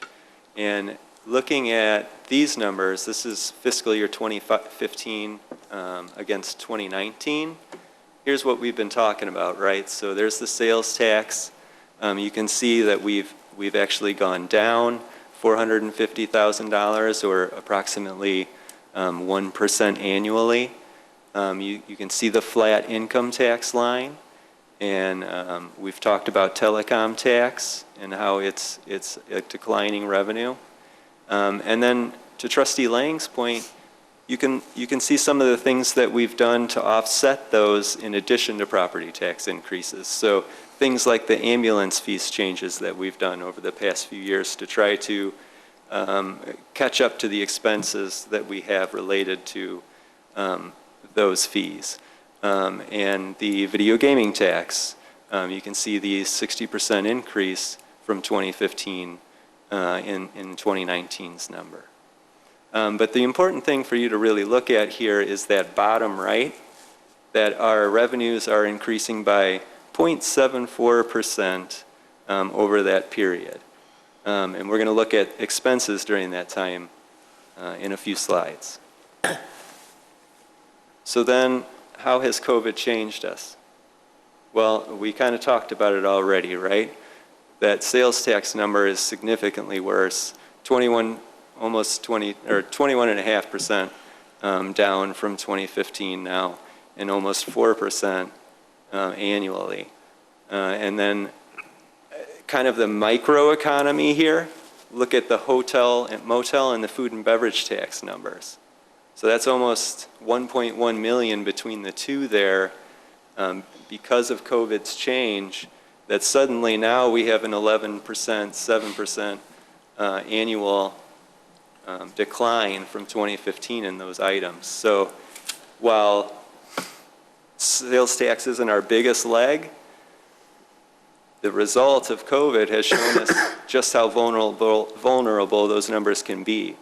And like we talked about earlier, that's going to be much worse in a more sales tax friendly community like Schaumburg. But again, looking at the bottom right here, now we're looking at a 1.5% decline over those years annually. And it What would do be, you, yeah, go ahead. why do you think cable fees are going down? Is that people moving away from I the, think it's the cord typical cutters, cable? the people moving away and going to Netflix and some of those other services? that trend probably will continue and get worse? Probably, yeah. Those are contractual, those fees, with organizations that provide those. And so those are things that the village needs to constantly monitor. As we look at those agreements, we can, hopefully find ways to increase those revenues or, but those are trends that we have to stay in line with. Thank you. If that makes sense. Okay. In case somebody asked me to look at the prior slide, I had Michael put these two together, but I think we've covered them pretty well. So let's compare those negative numbers against the expenditures. And as you can see in the bottom right, when we just look at salaries and pensions, those numbers are going up about 2% annually over the same time. And I would just remind everybody that these are contractual obligations to the village when it comes to union employees like a firefighter, a policeman, or a public works person. And our insurance costs have been pretty good over that time. It's really just the PPO that has gone up during that time. What's PPO? PPO versus HMO insurance. Oh, sorry. Yeah. So, again, it just calls out how important the property tax levy has become in this community, because as revenues decline and expenditures goes up, that's really the only sure way we have to maintain a positive budget.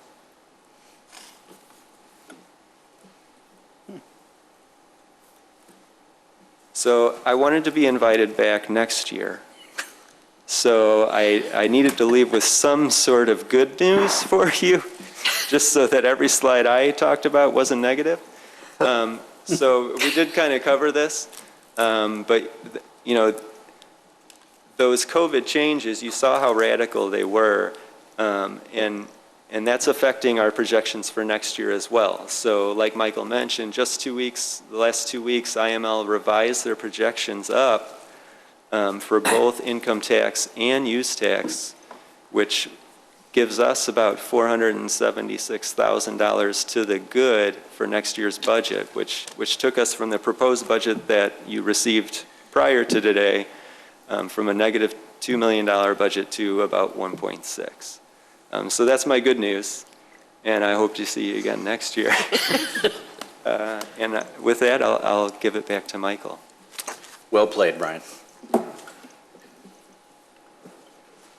We're coming up on, it's like 10:24. Does anybody want to take a break, or do you want to keep going? Anybody need to stretch? Bathroom? 5 minutes, anything? 5 minutes Okay. would be nice. What? 5 minutes would be nice. I would, can I just call a recess? Need a motion. Motion to recess for 5 minutes? So moved. Second. Second, Who did it? roll call. Who did first? Papantos. Papantos. Oh, should I? And second was who? Raffato. Rafato. Rafato? I need Okay. a motion for a recess? Trustee Do I need Lang? a roll call? Yes. She already started it. Yeah, go ahead. Trustee Vogel? Yes. Trustee Papantos? Yes. Trustee Vito? Yes. Trustee Rafato? Yes. Trustee Kruger? Yes. President Horker? Yes. 5 minutes. That was it. Hey, John. Yes, sir.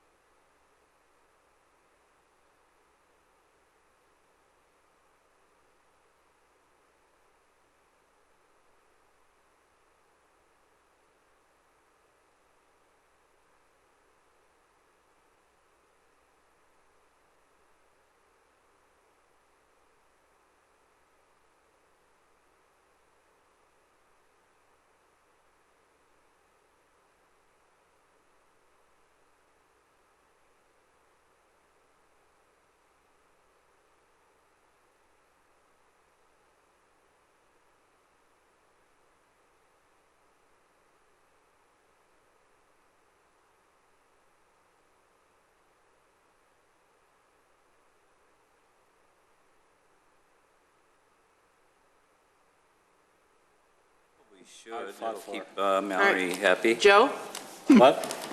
motion? Sure. Ray, second? Yes. Vito, Ray, second? Yeah.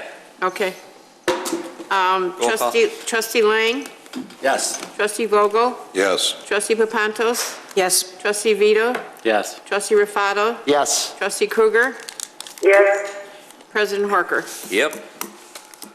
Where were we at, Mr. Monshane? Okay, we were just going to talk about the property tax levy, and so we'll go right into that. This is a chart that I show every year that shows the village's share of the tax bill. It changes from year to year, and as we mentioned before, Wheeling is now at 13.89% of the total property tax bill, and again, most of it goes to the school districts. As you can see, we provide a lot of different services for that roughly 14% share of the tax bill. Okay. I just have an offer for transferring $52 million to America from somebody named Joseph here on the internet. I'm going to balance the budget. Ignore that, please. Well, no, he can save us. Yeah. 52 I million did get could go- that last night, too, It and could go a long way.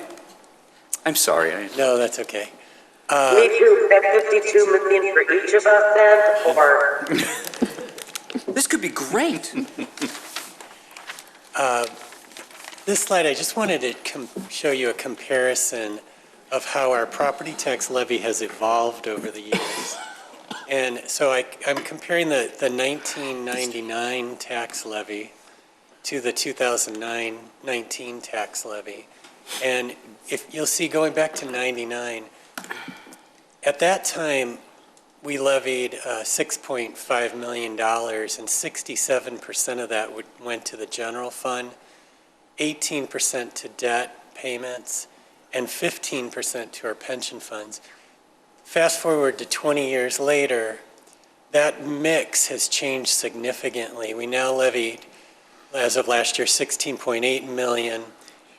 Now only 44% goes to the general fund as opposed to 67% 20 years ago. Debt is actually a little bit lower than it was back then as a percentage of the total tax bill. But look at the difference in how much money from property taxes now goes to the pension funds. We've gone from 15% to 43%. General fund is 44%. In future years, the pension share of the tax levy is going to eclipse the amount of money that goes to the general fund, because this trend will continue. And I put this up there not to find fault with pensions or anything like that, but just to show that this is the reality and the challenges that we have to deal with in terms of our property tax levy each year. Our contribution to our pension funds next year is going up almost $600,000, which leaves a lot less money for the rest of the general fund. And that's why you hear us say, and by us I mean the village manager and myself each year, that we need to do incremental increases to the tax levy because of the pressure that's being put on the general fund, in large part by the increasing pension costs. Between the pension cost increase and the liability insurance increase, that's nearly $1 million more this year from last year, 100% of which is completely out of our control. So this slide also serves to prove the point that you can't budget your way out of these situations. It's not possible when half of your levy nearly is going to pension payments that we have no control over. Okay, and this slide just shows sort of a worst-case scenario of what would happen if we didn't do a property tax increase for the next 5 years. And again, as Brian mentioned before, our revised deficit for next year after we get the new IML numbers is $1.6 million for the deficit. But over the following 4 years, that deficit would grow if we didn't do a property tax increase to nearly $5 million. And of course, we would be drawing down substantially on our fund balance to much less than 37%. This scenario shows the 5-year financial forecast if we were to do 3.5% increases each year. And while we still have, at this point, projected deficits for the future, they're not nearly as substantial as they would be otherwise.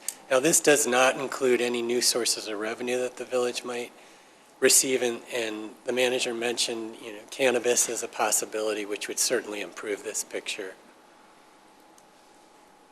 This slide shows the property tax increases by year going back to 2007.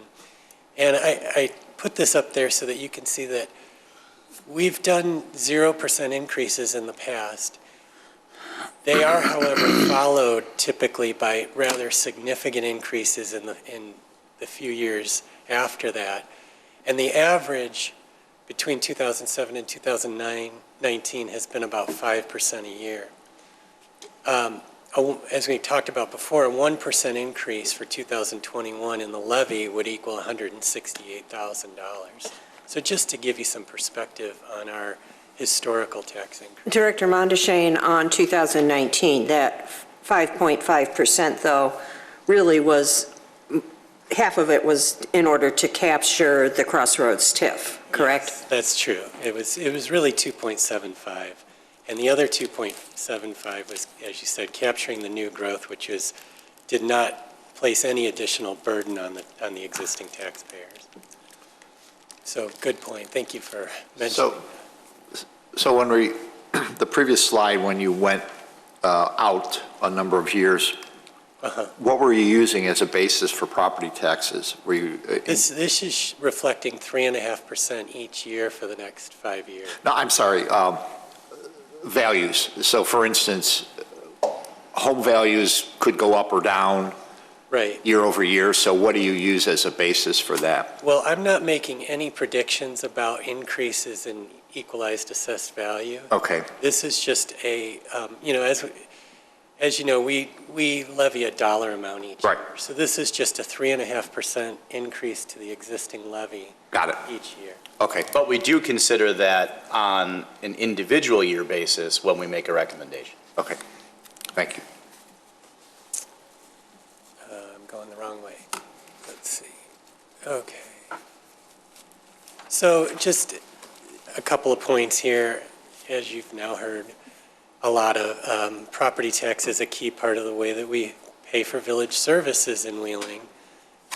Expenditures are increasing every year. As Brian talked about, they're going up a little more than 2%, and that's 78% of our budget, which is salaries and benefits.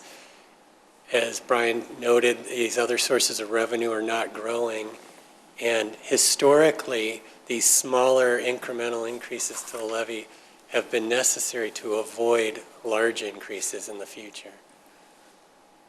There are some new sources of revenue. The good news is that the village board approved our participation this year in the ground emergency medical transportation program. That was spearheaded by the fire department, Chief McGreal and Eileen, told us about this program and encouraged us to become a part of it. We think that's going to result in about $300,000 to $350,000 in new ambulance fee revenue. And so that makes a big difference. As we talked about before, sales tax, the Level the Playing Field Act is effective January 1st of 2021. At this point, we think that'll lead to about an 8% bump in sales tax revenue, but the jury's still out. Until we have real numbers, it's hard to say for sure.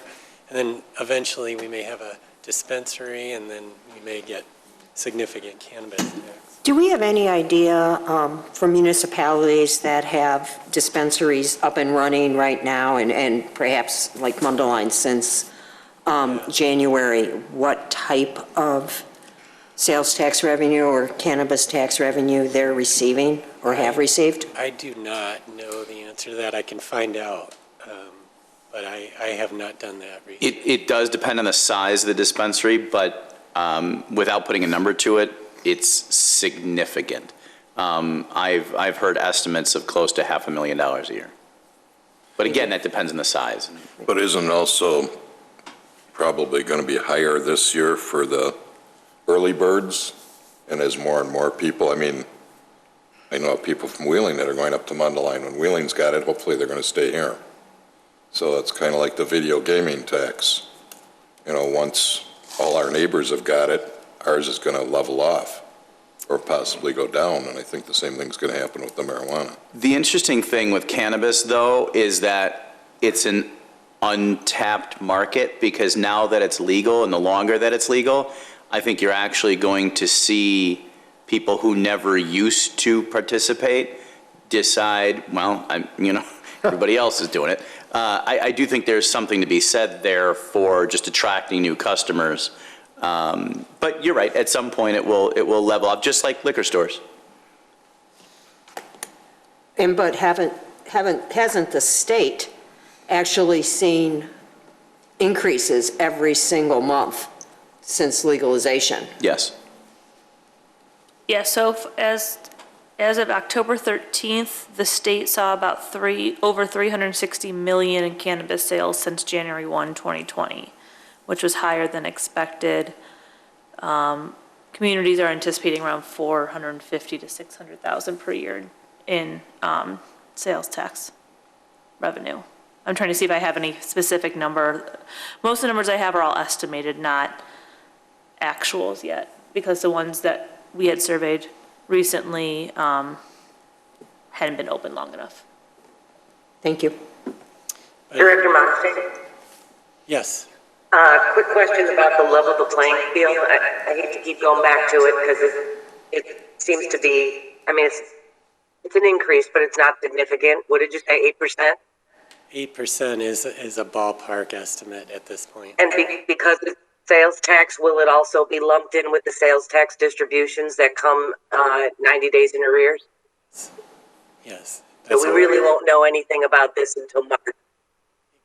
Yeah, it's going to be a while before we have real numbers. Okay, thank you. Good point. Okay. Let's see. All right, moving on. This is where we were going to take a break. I assume nobody needs another one at this point. So we'll go on to topic number 6, which is the proposed budget for 2021. And I just wanted to highlight very quickly our capital improvement plan. This is something that our Public Works Department puts a lot of time and effort into, and they do a great job. For next year, we have about $18 million in projects budgeted, and I won't go through each one of these because you can all see them for yourself, but I will highlight a couple of them, and that is Fire Station 23. Now again, as we talked about before, all of these projects are pay-as-you-go projects, so we're not issuing debt for any of these. And Fire Station 23 is probably one of the most significant of those pay-as-you-go projects. We're spending money this year. The balance is $3.4 million for next year, all with money that was that is related to the Capital Projects Fund, gas and electric use tax revenue, and surpluses that we have earned in recent years in the general fund. Aren't we getting reimbursed anything from PACE for that Willow Road reconstruction? Yes. All of it, or? It's not all of it, but it's most of it. It's nearly all of it. Yeah, okay. It's almost, yeah.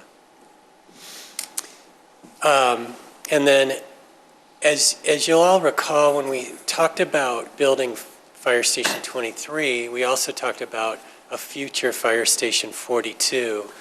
And at that time, we discussed earmarking funds in the Capital Projects Fund each year until we had enough money to pay cash for that project as well. So this year, we set aside $500,000 for that purpose. Next year, we have $400,000. So we're well on our way. It's going to take a number of years to get to the finish line, but we're well on our way to paying for that without bonding as well. And just to make sure everybody remembers that even if we decided not to do that, that doesn't help our general fund. Those are capital projects where the total list of capital projects has been adjusted in order to accommodate that annual contribution. So not contributing doesn't affect our need for a levy, nor does it affect our general fund's deficit. Here's some additional projects that are budgeted in the water and sewer fund. We have one in the southeast TIF, and then, and also capital projects in water sewer, the roof replacement programs. A number of different funds are involved here. On the lead replacement line, lead service line replacement, Yes. this is something that we, meaning the village, chose to do to kind of get ahead of a problem that eventually we would have seen, and it's benefiting residents. I mean, 100%. This is not something we're just doing to do. And I think This it's is a important for great people to program. realize it. It's a great program that, of course, has been in the news, lead service lines a lot. And most of it is being funded by the state through a forgivable loan of $1 million. Yes, not only did we recognized that there is an issue in general. There is no danger in the village of Wheeling. The science still does not say that lead service lines is something that anyone should be concerned about, but being proactive, we know that at some point the state is going to say all lead service lines need to go away. So getting ahead of that, not only is it being proactive to benefit our residents, but also getting ahead of it meant we were able to apply for and get this. It's a loan that's effectually a grant. Right. That's paying $1 million for this. So I mean, honestly, it's a home run times 2. Grand slam. I didn't know what a home, it's like a home run with a man on. That's good, we'll take that. I'm not good with sports analogies. It's like a band with 2 guitar players. Every year we talk about expanded level requests. We don't have very many this year, but there are 3 significant ones, which we can talk about in more detail later, but body-worn cameras, restaurant and retail build-out incentives, which is an effort of the Economic Development Department, and then an intern. Now that affects the general fund. That would be the body-worn cameras would be a $152,000 increase to the general fund. The TIF funds is $167,000. That's where the economic development related programs are coming from. So the total is about $320,000 of new. Yeah, but the TIF expenses aren't money that we can, the TIF is not general fund. Right.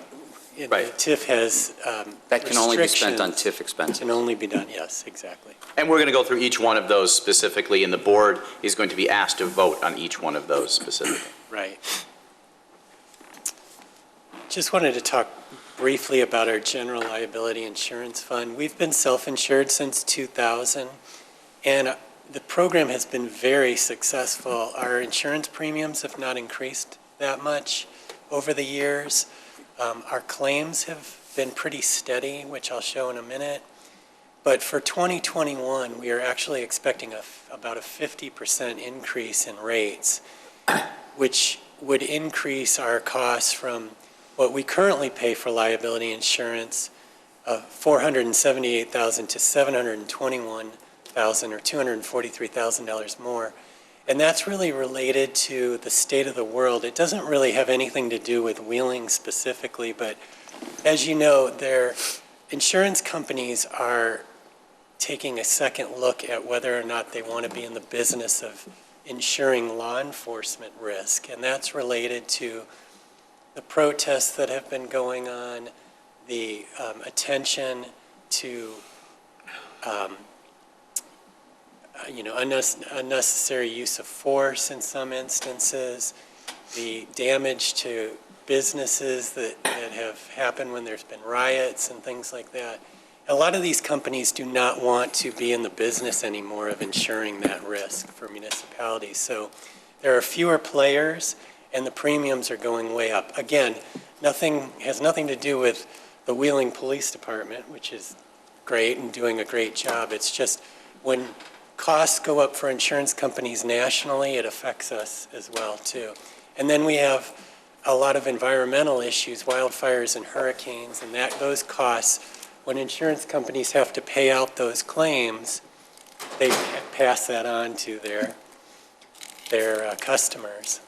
So we're going to be looking at other options in 2021 for our 2022 renewal.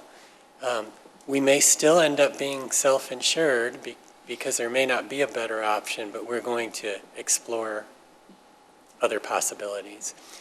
And this chart shows really how successful our program has been going back to 2010. Our average losses have been about $540,000, and as you can see, these are workers' comp and general liability claims. We have years where we have very low claims, and then we've had some years where we've had very high claims, and that's exactly how self-insurance is supposed to work. We know that there are going to be good years and bad years, but overall, our claims have not really grown on average very much over the last 10 to 15 years. Okay, then I wanted to talk briefly about the Water and Sewer Fund for 2021. Staff has included a 3.5% incremental increase in the water and sewer rate from $8.02 per thousand gallons to $8.31. The 3.5% is necessary to cover, just like it was in the general fund, the increased costs of salaries and benefits, health insurance and pensions and things like that. If the board were to approve that, it would cost the average resident who uses 5,000 gallons of water a month an additional $17.40 next year. And we have historically every year increased our rates incrementally, and that's allowed us to once again pay for our ongoing water and sewer repair and replacement programs on a pay-as-you-go basis. So we have not, with the exception of the water meter program in 2012, we have not bonded for major water and sewer system repairs. Another continuing... Excuse me, Michael, did the Aquahawk program come out of the Water and Sewer Fund? Yes. So, and that's, I think, benefited residents who said, wait a minute, I just went up drastically. Yes. In fact, now that you mention it, we just got a phone call yesterday. This doesn't happen very often, from a customer who was thanking us for proactively telling them that they had a leak and saving them a lot of money. We don't get that many thank yous, but it was kind of nice to hear, and that's because of our new meter system that allows us to do that. The trend with water sales is very similar to our other major sources of revenue. In this case, our water sales have been declining significantly over the years.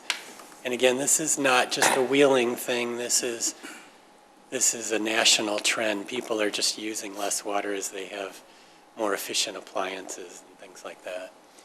The problem with that is that that's the only way we can raise revenue really for the water and sewer funds. So if we sell less water, rates have to go up to make up the difference.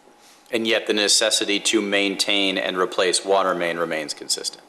Yes. Our fixed costs continue to go up, but our revenue is going down because of less demand for water. I thought you might be interested in looking at a survey of where we stand compared to some of our neighbors in terms of what we charge for water. And the bottom line here is that we are on the low end in terms of our water rates. There are a few communities that are a little bit lower than us. Buffalo Grove has historically been very low because up until recently they didn't increase their rates, I think, for about 20 years or something like that. Haven't they just experienced some major increases, though, because of not being proactive over time? Yes. They have and will be issuing approximately $70 million in bonds for capital projects over the next few years. So we're certainly not on the higher end of that list. Moving on to the Stormwater Fund, In 2016, we implemented a stormwater fee for the first time, and we started at $2 per ERU. The thought behind that was to start low and then increase that by 25 cents each year so that we could eventually raise the money that we needed to do $48 million in projects that were identified by the Stormwater Management Plan. That $3 rate currently generates almost $900,000 in revenue each year. And there have been a number of projects, as you're all well aware, that we've done since 2016 that have really helped address the flooding problems in Wheeling. So this has been a very successful program. We are proposing another 25-cent increase next year to $3.25, and that would generate an additional $75,000 annually for this fund. Here's another survey. What's the next major project we have coming up for that fund? I don't know that we have one identified. Let me plot the CIP. We will be presenting the CIP at the next board meeting. Is it the 23rd or is it the first meeting in December? No, I believe it's the next one. So the full CIP will be, if you continue, I'll look it Okay. up and answer that question. So we did a survey of, for stormwater, like we did for water and sewer fees. And I should say not every community obviously has a stormwater fee, but of the ones that we surveyed, we are still on the low end of what some of these are charging. You can see it goes all the way up to $21.82 a month for people who live in Winnetka. And Downers Grove is pretty expensive too, but we're still on the low end here. We've spent everything we had because we did 3 projects this year, so we don't have a large reserve. So next year, they're mostly engineering studies. One is a mapping and condition assessment, stream bank evaluation. I don't recall if that came out since the draft version, and then a cost center transfer. So next year is mostly just studies. Thank you. One thing I'll just point out is you can see that each of these communities structures their program slightly differently. So in Buffalo Grove, they have a formula. It's .006950 per square feet of parcel area. Tinley Park has a flat monthly rate, and then they charge a per 1,000-gallon rate. Northbrook does as well. We've based our program on impervious area, and that's the norm, but there are some variances with other communities. Okay, and then next topic is celebrating our success. I think it's always important to talk about what we've been able to accomplish, which has been really remarkable over the last few years. But in the last year, our bond rating has stayed the same, which is very high. It's AA plus with Fitch and AA with S&P. Those are, I think, the second and third highest ratings that a municipality can achieve. And that, as Brian alluded to earlier, that made a big difference when we refunded our debt recently because we got a lower interest rate as a result of having a higher bond rating. That also affects Chicago Executive Airport when we issue bond for them, correct? I know our home rule status does. I don't know if our bond rating impacts them directly. I was trying to give them a boost there. Yeah. But we talked about before, we have not had any new tax levy-related debt for 11 consecutive years now. One thing I wanted to mention is that we talked earlier about between 2007 and 2009, we sold $40 million in bonds to pay for several buildings that the village built, including the one that we're in today. 50% of that building debt will be retired in 2024, and the remainder will be retired in 2027 and 2030. So that debt is almost paid off. Half of it will be paid off in a few years, and the remaining shortly after that. And I mentioned Buffalo Grove here. Our village manager just mentioned it too, so that was timely. They just recently sold $24 million in 15-year bonds. From what I've understand, they may be selling more in the future. Yeah, as I understand, there will be three separate bond sales, of which this is one. And I mention that because as we're retiring our debt, other communities are adding more debt. So at some point in the future, when if we continue down this path of not having issued additional debt, we're going to have a lot more flexibility than we would otherwise from a financial standpoint. We've been pay-as-you-go for capital equipment replacement since 1990, and we're also pay-as-you-go for capital improvement projects. So those are all things to be very proud of. Here's the debt picture going out to 2030, and you can see this is tax levy related debt. We have other debt, TIF notes and things like that don't really impact our tax levy at all. So I didn't include that, but this is what makes a difference to the residents and businesses. And as you can see, we are clearly on a downward slope to having no debt at all. The village's departments have all accomplished a great deal over the last year, and I just highlighted some of these. The fire department, as you know, is building a new fire station and expects to complete that next year. Public Works Department received the APWA's 2020 Project of the Year award for a large lining project related to a sanitary sewer. CIP, as we talked about, applied for and received a $1 million forgivable loan from the IEPA for, as Trustee Papantos noted, the lead service line replacement project. The police department implemented really a great program called We Never Walk Alone, which gives officers the opportunity to talk about their experiences in the field with other officers who can relate to them. It's similar to an EAP program. I mean, this is definitely about mental health and support. Our IT department implemented Citrix, which is, some of you are probably familiar with it, a remote workforce platform, which was really important during the shutdown because it allowed all of our employees who need to work from home to do so.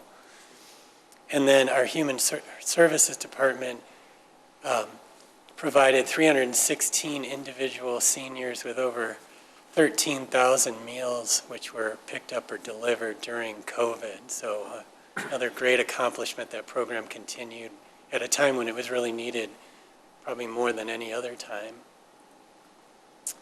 Community development improved their policies and procedures and streamlined their codes, which benefits our businesses. Admin negotiated 3 labor contracts with our police unions and recruited 3 department head positions. And the finance department refunded 3 of the village's bond issues at a present value savings of $558,000.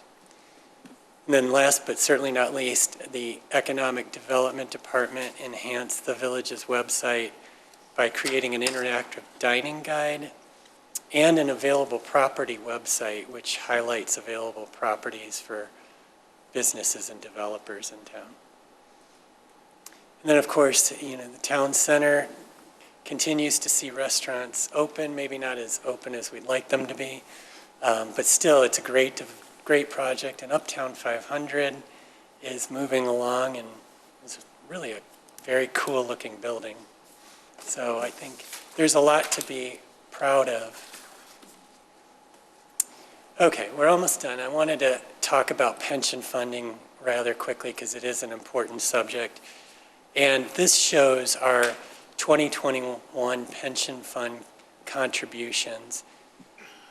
It shows the contribution that the village has to make by fund to the police, fire, and IMRF and retirement funds, and also to Social Security. So you can see that our total contribution, and FICA is really, Social Security really is like a pension fund, which is why I included it here. But you can see that our total contribution to these funds is almost $8 million for next year.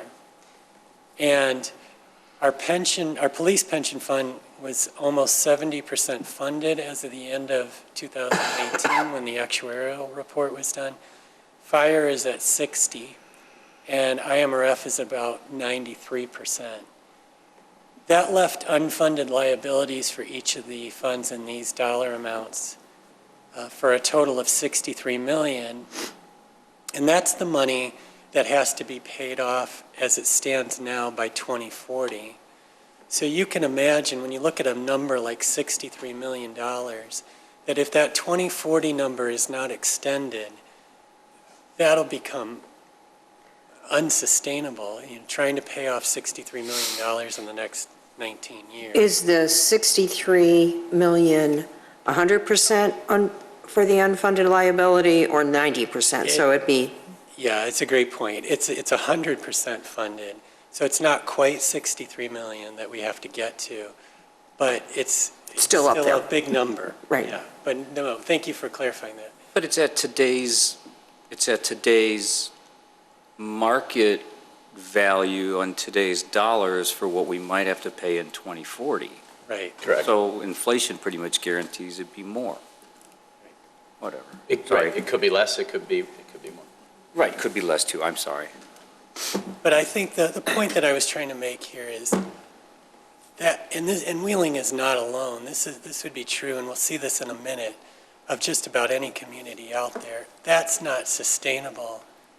And you can imagine how much our tax levy would have to go up if that 2040 year is not pushed back. So next year, our costs are going to go up almost $600,000 or 8.27% due to assumption changes that need to be 90% funded. On a more positive note, the village now has 60 Tier 2 employees, which is 26% of our total employees. For those of you not familiar with it, in 2011, the state legislature changed pension benefits for anybody hired on January 1st, 2011 or thereafter to create a second tier. Those benefits are not as costly as Tier 1 benefits, which applies to anybody hired before 2011. And so in the future, these pension benefits will be less expensive because a lot of the newer employees that we're hiring now are going to be Tier 2 employees. And I just wanted to note, to clarify, that the village does not contribute the 6.2% contribution that it makes for other employees to Social Security for police officers and firefighters. So although there is a large contribution that gets made to the police and fire pension funds, they do not earn Social Security benefits while working for the village. Michael, isn't that the entirety of the Social Security tax, 6.2? The employee pays 6.2 and the employer pays 6.2. Oh, it's an even match? Yes. and on our pension, our police officers and firemen also contribute to their own pension. Yes, It's- it's between 9 and 10% of their salary that they contribute. So instead of paying into Social Security, they're paying into the pension, as is the village. Right. Do we pay the offsetting Medicare? We do, We do, for police and fire. yes. Okay. But I think it's just important to point that out because although pension costs for police and fire are expensive, we do have that savings because we're not contributing to Social Security for them. So we talked earlier about pension fund consolidation. The new law requires that all pension funds from police and fire funds be transferred to the two consolidated state-run funds by June 30th, 2022. What we're hearing, though, is that that's likely going to happen, however, before the end of 2021. Why is that, Michael? That's just because those boards are getting, they're getting up and they're running, and they are going to be ready to go before the law requires that money to be handed over. And the idea here is that the sooner that they get that money, hopefully the better returns they can earn, So there is an incentive to move that along. Those funds will operate much like IMRF, which has been a highly successful pension fund program for all the non-sworn employees, and in theory should produce higher investment returns, which IMRS has been able to achieve for a very, very long time. The Wheeling pension boards, after they hand this money over, will no longer have investment authority. And so there will no longer be a need to hire separate investment managers like we have right now. But we will still have our pension boards. We will still have our pension boards. They will still be responsible for paying pension benefits and for, overseeing disability hearings and so forth, but they will not have any investment authority anymore. And as a result, the return should be higher just because you can invest literally billions of dollars at a much more efficient rate than you can, on an individual pension fund basis. So we also will no longer need to hire an actuary, which we've done every year to determine what our village contribution will be to those funds. Just like IMRF will tell us what the contribution is. And there will no longer be a need, as we talked about earlier, to determine what our investment return assumption is, because that will be determined by the consolidated funds. The trade-off when this was being negotiated with the police officers, the organizations that represent the police officers and firefighters, was in exchange for consolidation, there was an agreement to enhance the Tier 2 benefits. When the Tier 2 benefits were put in place on January 1st, 2011, they made significant reductions in benefits compared to Tier 1 employees, but they almost went a little bit too far, such that the benefits were not at least as good as what the employees would have gotten from Social Security. So it ran afoul of what they call here the safe harbor standards of the IRS, meaning that if you're going to offer a pension plan and you're not going to offer Social Security, then those benefits have to be at least as good as Social Security. And that wasn't the case. So to correct that, they enhanced the benefits. Now, as I mentioned, Tier 2 offers reduced benefits to anyone hired after that date. The enhanced benefits, though, included adjusting the final average salary calculation and changing the way the pensionable salary cap is adjusted annually. Right now, you only earn pension benefits in Tier 2 up to $123,000 of salary each year. That's the cap. That cap doesn't apply to Tier 1 benefits. And it also provided that surviving spouse benefits would begin on the date of employment, not when the employee was fully vested.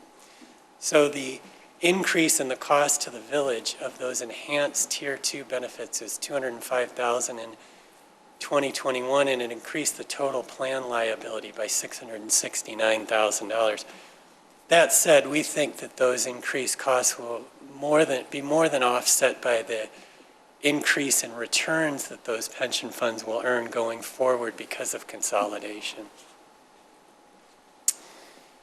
And Trustee Rufato was asking about pension fund benchmarking, so I wanted to compare where Wheeling stands with some of our neighbors. And this slide shows our funded percentages. So you'll see for police and fire, we are about 59% funded on average. And you can see there are other communities here like Buffalo Grove and Winnetka, which are at about 70%, so obviously higher. Glenview's at 67%. There are also communities, and this might surprise some people, Highland Park at only 49%, Des Plaines at 46%.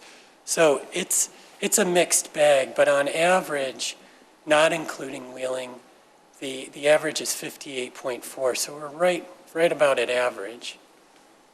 These numbers, these pension funded percentages can be misleading though, because they don't really tell you the story of how much money these pension funds owe, I should say these communities owe to their pension funds. And that's what this next slide does. It shows the total pension unfunded liabilities now for not only police and fire, but also for IMRF by community. And you'll see that while some of these communities are perhaps maybe better funded on a funded percentage, they also owe a lot more money to their pension fund. So Wheeling is at $72 million in total unfunded liabilities to those three pension funds. But, you know, there are other communities like Glenview that are at $100 million and Evanston at $230 million. So the average, not including Wheeling, is 116. And I think when you look at this slide, it makes me feel better. I don't know about the rest of you, but it's not nearly as bad as some of these communities are at. What are the communities like Des Plaines going to do? I mean, Well, they're one of those communities that are going to be in a really tough position in the next 20 years because they have to get to 90% funded. And with those kind of liabilities, that's going to be really hard to do. But they're going to have to figure out a way to make, you know, higher contributions to their funds. $9 million a year? Yeah, which is why, again, that amortization date needs to be pushed back because it's just not realistic. This shows on the same information, but on a per capita basis. So if we were to go to every man, woman, and child in Wheeling and ask them to write us a check, they would have to pay us $1,887 to pay off our unfunded liabilities. And you can compare that to some of these other communities. But the average is about $2,500 per person for all these other towns. So the question is, what can we do? Well, we have already done quite a bit. We've improved our funded percentage by contributing more in the last 5 years, 2.9 million more as a result of surpluses that we've had in the general fund. Consolidation should produce better investment returns and lower administrative costs for the police and fire pension funds. And then again, we've talked this to death at this point, but 2050 is the goal here. And then I wanted to just show you this slide. I mentioned it earlier. This is, at the top in yellow is the 650 downstate police and fire pension funds have to hit this target funding ratio of 90% by 2040. And the current average funding ratio statewide is about 55%.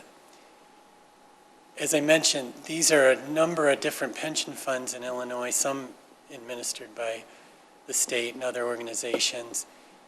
They all have 90% targets, but as you can see, every other one has a amortization date that's, generally speaking, much further out than ours. And these are the current funded ratios for each of those funds. So I guess the most extreme example is the Public School Teachers Pension and Retirement Fund of Chicago, which doesn't have to be 90% funded until 2059. So IML took a pretty conservative approach to this and said, well, we're not going to ask for 2059, but we're going to ask for 2050.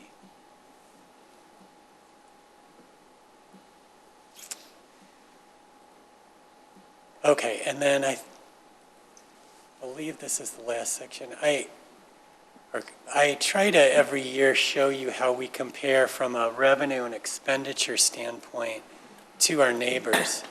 And the theme here is doing more with less, trying to make the argument that we're very efficient as an organization, and hopefully I'll convince you that. But this slide, I think, shows the challenges that we have in Wheeling that other communities don't necessarily have. And the reason why you hear the village manager and myself argue each year for an incremental property tax increase. And that's because sales tax, drives the equation here in many ways. And Wheeling just simply collects less of it than all of our neighbors. I highlighted in yellow some of the communities. By the way, on the bottom here is their population, just to sort of help you put this in perspective. And I highlighted in yellow the communities that basically have the same population as us, very close, but have a lot more sales tax revenue to deal with or to use. Buffalo Grove's the closest to us, and yet they have another $3 million of revenue coming in each year. Glenview is, off the charts, and you can see some of these other towns. But the point at the bottom here is, if we had just a little bit more sales tax revenue like some of our neighbors, we wouldn't be looking at a deficit for next year, even with COVID. We would be talking about a surplus. And that's why that equation for us is such a difficult equation. And important to note that the services provided by each of those communities is equal among all of them. There isn't something that one of these communities is providing that would help explain, the gap between 2680, almost 27 million versus our 9 million. Yeah, I put the average up here for these communities that are similar in population to us, and it's 18.3 million.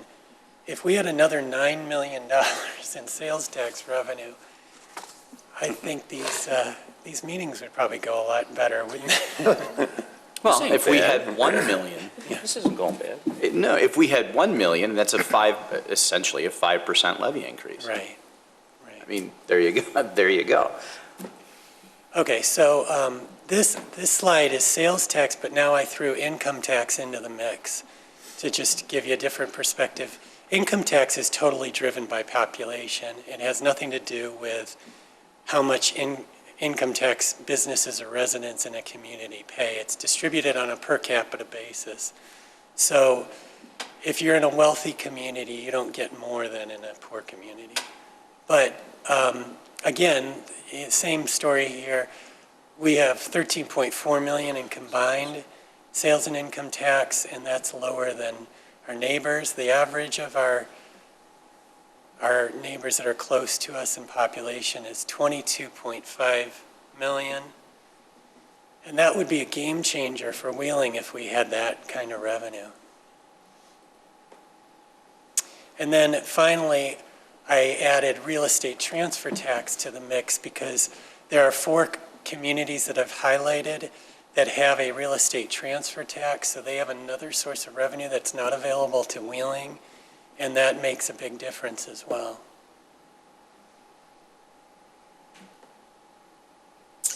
And then Do you have that broken down?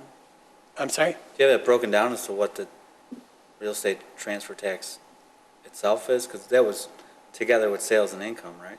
Right. Like what does Buffalo Grove make in real estate transfer taxes a year? I have it behind the scenes here. Approximately 5.5 million? Is that? No, I'm sorry. I went one slide back too far. Just under $1 million. Yeah, For Buffalo I was Grove. going to say it's around $1 million or so. Just under $1 million for Buffalo Grove. So, And that's based on the price or the sales price of the home? right, they pay a certain amount per $1,000 of the sales price of the home. And Sorry. go ahead. Mount Prospect's about 2.5, Niles is 1.5, Des Plaines is almost 1. So that's just something that's not available to us because in order to implement it, we'd have to go to referendum and get the taxpayers to vote for it. So, They all had referendums on that? no, a passed? lot of these communities were grandfathered in before the law Oh. changed, so. Because I can't see a referendum ever passing on that anyway. Yeah, I'm with you on that one. Okay, this is showing sales income and now property tax by community. And story is the same. We have less revenue to work with than these other communities. And then this is the 2019 property tax levies by community. Wanted to just try to put this in perspective, this includes loss and cost. So our 2000 levy was 16.8 million, and then the county adds money for uncollectible taxes, so that put it at 17.4 million.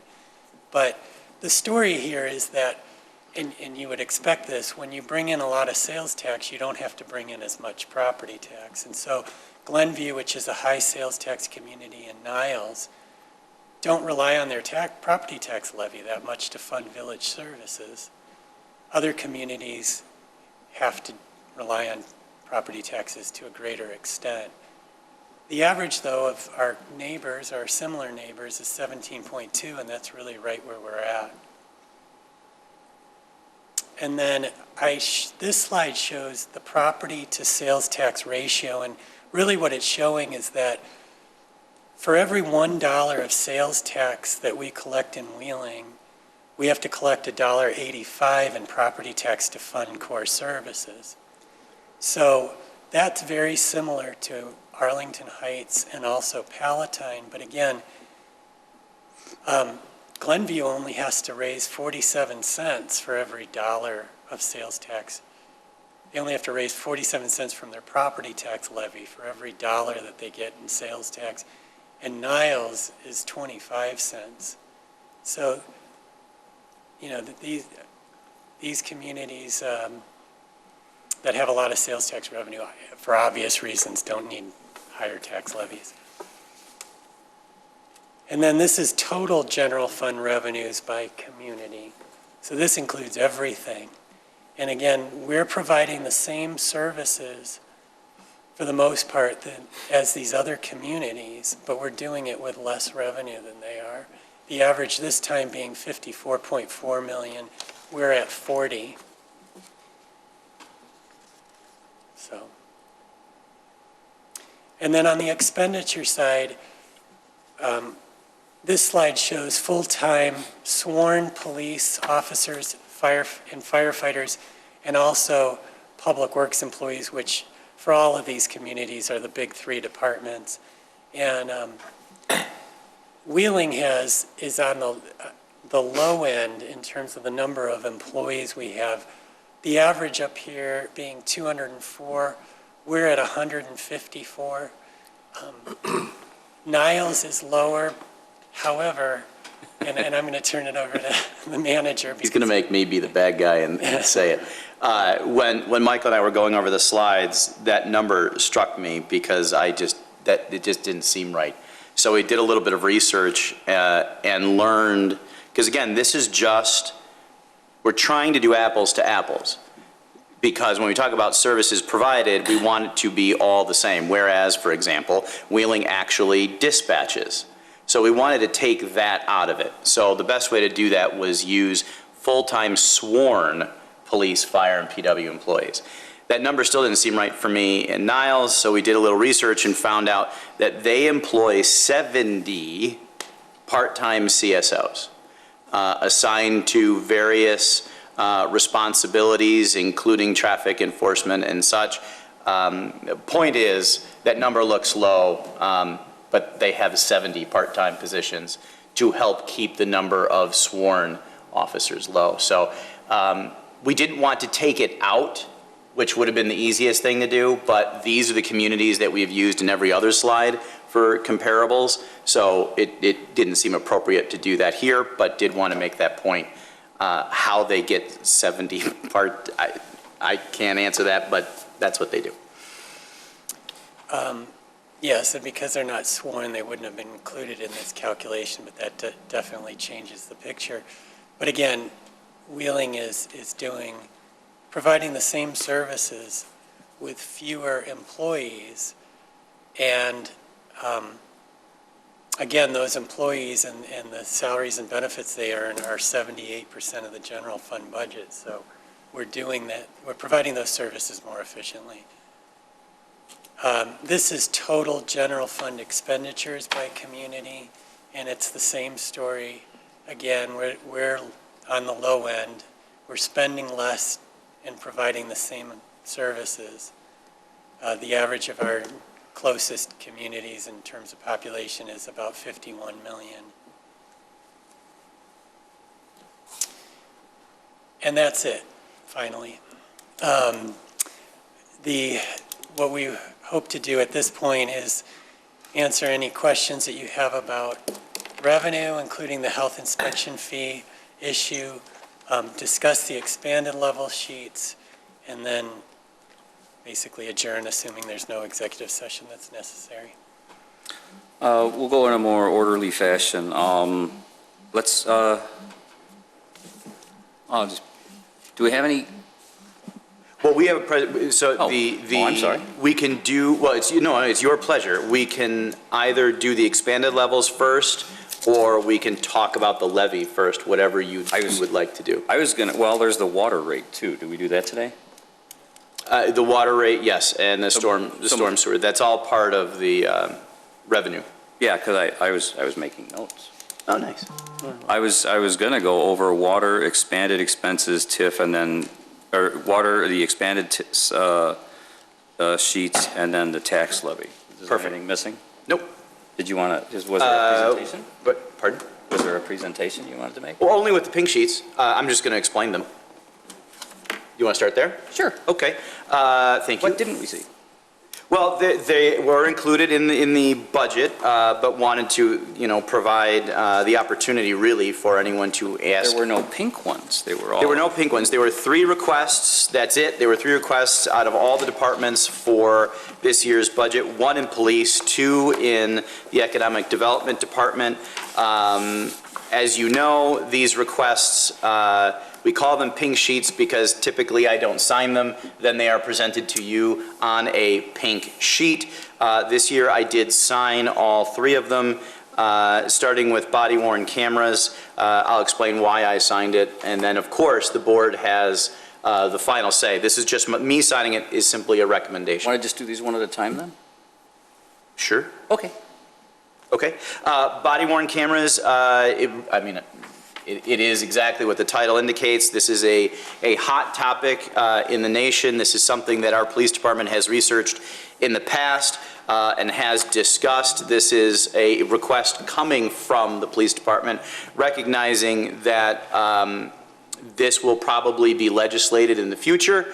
The reason this is coming this year is because past research has shown that the expense for the cameras was simply too much to be a reasonable request. That expense has come down because the technology has changed, where the expense is, yes, about the camera, the equipment itself, but really it's about the retention of the information. That information is now stored in the cloud.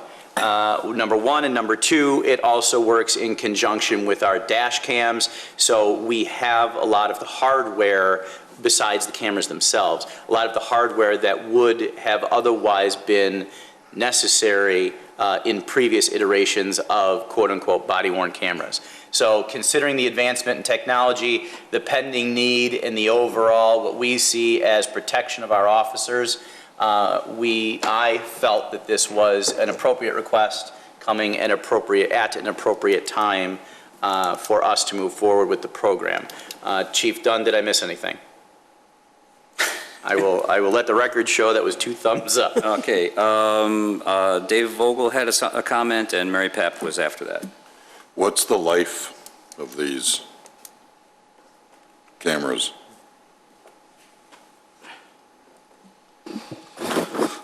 We would build in a 5-year anticipated lifespan, just like our dash cams, because they would last longer than that, but technology changes, and as the village manager alluded to, it's the back end that changes so much. Is there an annual maintenance fee or a software fee Yes. associated with it? Is that included in this, or is that Yes. in addition? It's included? Yes. And what, maybe John or someone else knows, will this help? You mentioned our liability insurance was going up due to problems. Would this help? Would this be a reflect Michael, do you know if there's well? a specific discount? I can certainly answer in general. I am not aware of a specific discount. I think in general it will, because we believe in our police department and we believe that they operate appropriately. So should there be an issue in the future, we believe that this will help them. So from that perspective, yes, but we will look into it, but I haven't heard either that there's a specific discount for it. And just to your previous question, Trustee Vogel, we would surf Right. the expense for replacement. Right, okay. All right, yeah, if you can find out about, I mean, it makes sense that possibility of liability insurance would be affected. You get discounts for everything else, so maybe this is a plus. Okay, thank you. Thank you, Trustee Vogel. Trustee Papantos, then Trustee Lang. Thank you. And I had asked this question probably 6 months ago of what are we going to do? You could kind of see the writing on the wall that eventually, I believe, these will all be mandated anyway. Has the state or anybody issued guidance on FOIA requests and length of time for retention of records? And how are we going to handle that? Because I can see it being another full-time person trying to answer questions. So one of the reasons I did come to the village manager with this request now is because the technology is such that, as far as, due to the numerous FOIA requests we do get, that it can be created and stored in encrypted data and then emailed out as opposed to making CDs and whatnot. So the back end and the software is advanced enough that replacing what we do now will actually be a little bit quicker. And then one of the things we're including in the software is the digitalizing over because for FOIA we have to redact. It'll be a little bit of work, but we're buying software in this package to scramble people's faces and license plates and identifiers and things like that. So somebody who's stopped for a normal traffic violation, their face isn't going to be plastered all over the internet because somebody FOIA'd something. That's correct. Yeah, we had to go into this with eyes wide open that there's a resident who would, their whole free time would be viewing traffic stops and whatnot. Exactly. And how many other communities are kind of moving in this direction right now, or are we setting a trend, which I think we do, and I'm not saying that's bad, I'm glad. Right. There are, it's very limited and only a handful now. Majority of the departments have been holding back and waiting for the legislature to clean up its language with how they wanted to do things and what our requirements are. So it's only a few of our communities.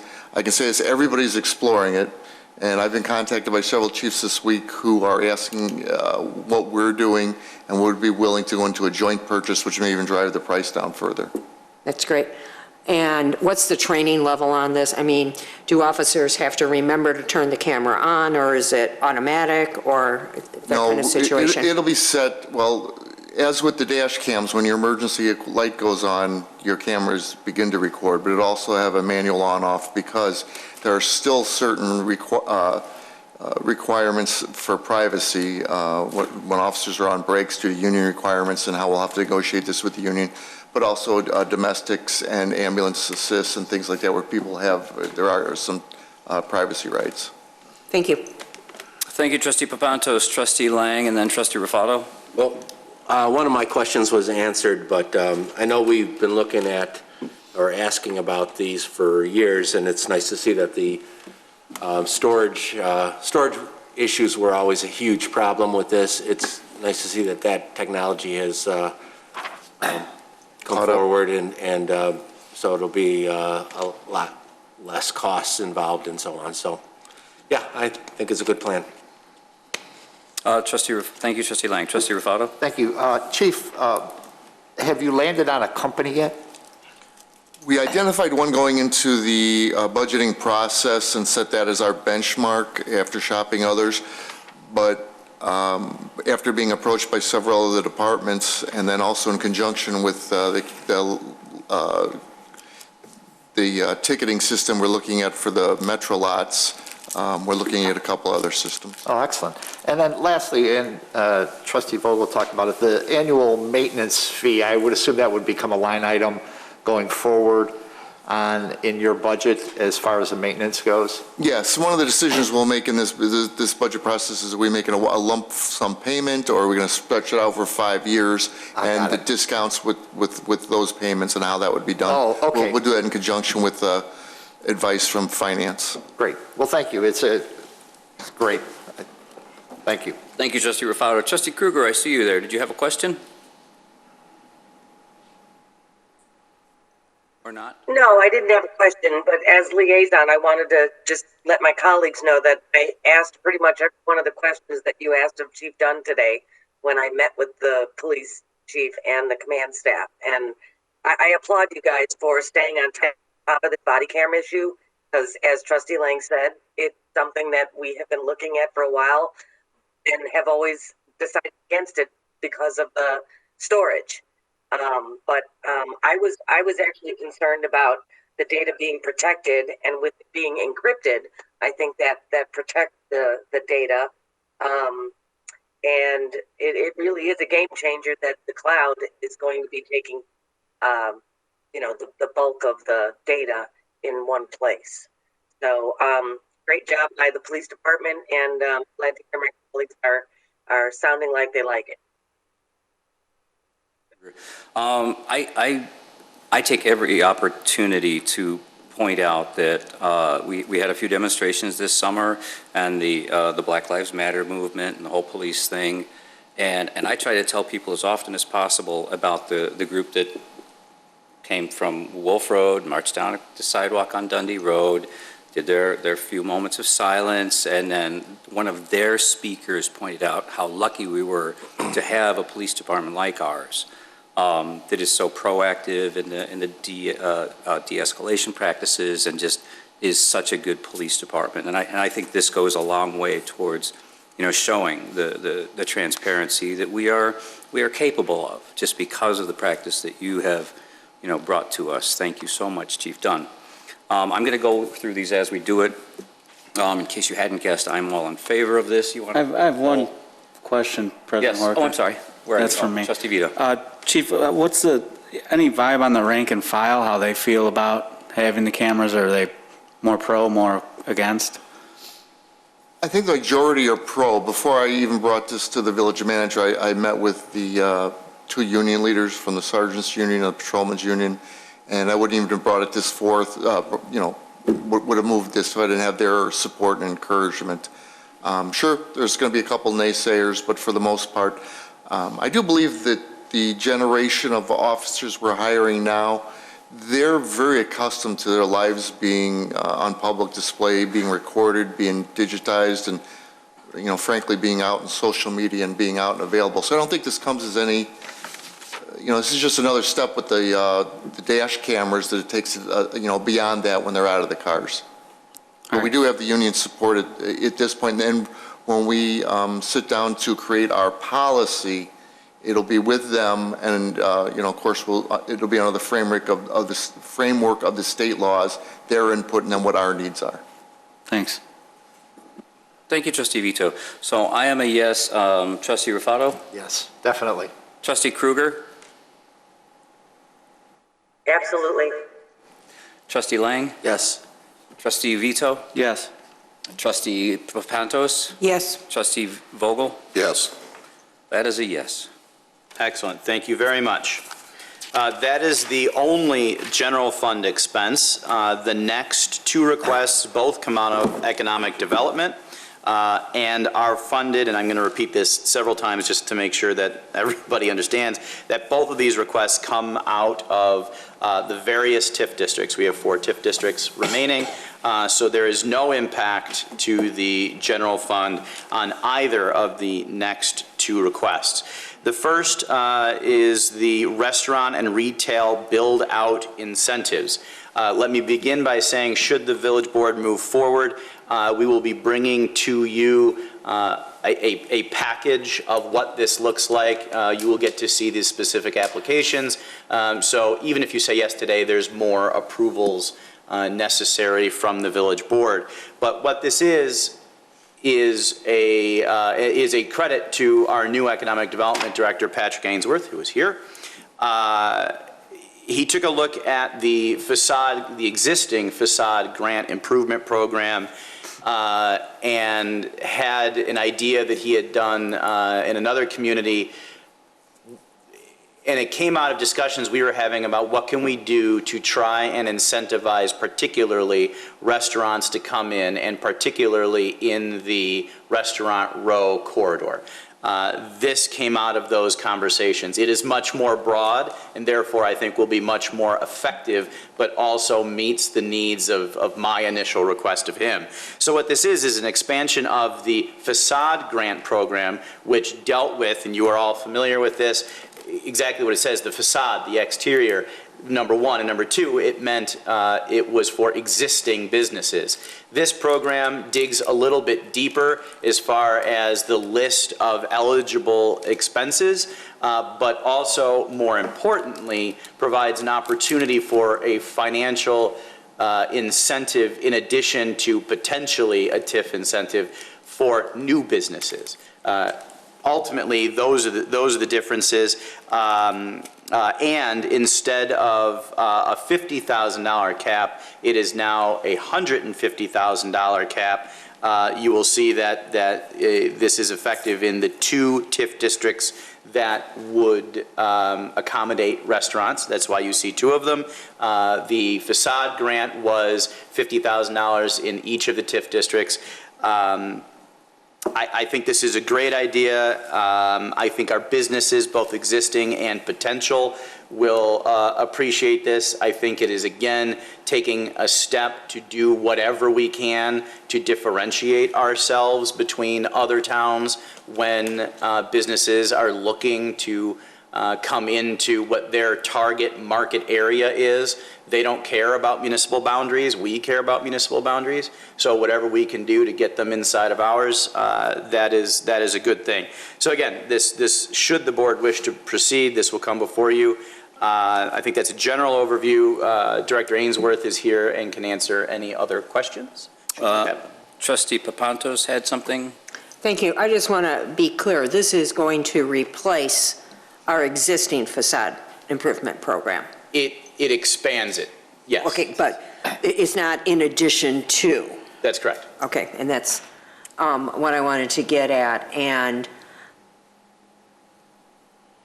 have we contacted local businesses? Have you talked to anybody? Did they say that sounds great or anything like that? Do we know what the feedback is going to be on this? So the facade grant is currently administered by the Community Development Department. They get it about 2 of these grants per year. Notably, I think the Munich Inn got a grant last year, as well as the rental facility on Milwaukee Avenue. So we're going to do this internally first, and we are going to expand marketing to existing businesses, existing property owners, existing brokers to help our existing businesses within the 2 TIF districts themselves. With that, with the hypothetical approval, we will do a broad marketing campaign to help our existing businesses within these 2 areas, as well as attract new ones. Great, thank you. Thank you, Trustee Papantos. I don't see any other questions. So, Trustee Rufato? Yes. I'm sorry, Clerk Simpson, we're going to poll on the expansion build-out. Clerk Simpson. We're going to take a poll on the... You want me to do it this time? Okay. Trustee Lang? Well, no, actually, I was going to do it. I just... Oh, okay. Trustee Lang? Yes. Trustee Vogel? Are you? Yes. Trustee Papantos? Yes. Trustee Vito? Yes. Trustee Rufato? Yes. Trustee Kruger? Yes. President Horker? Yes. Okay. Thank you. Now That brings us to the intern.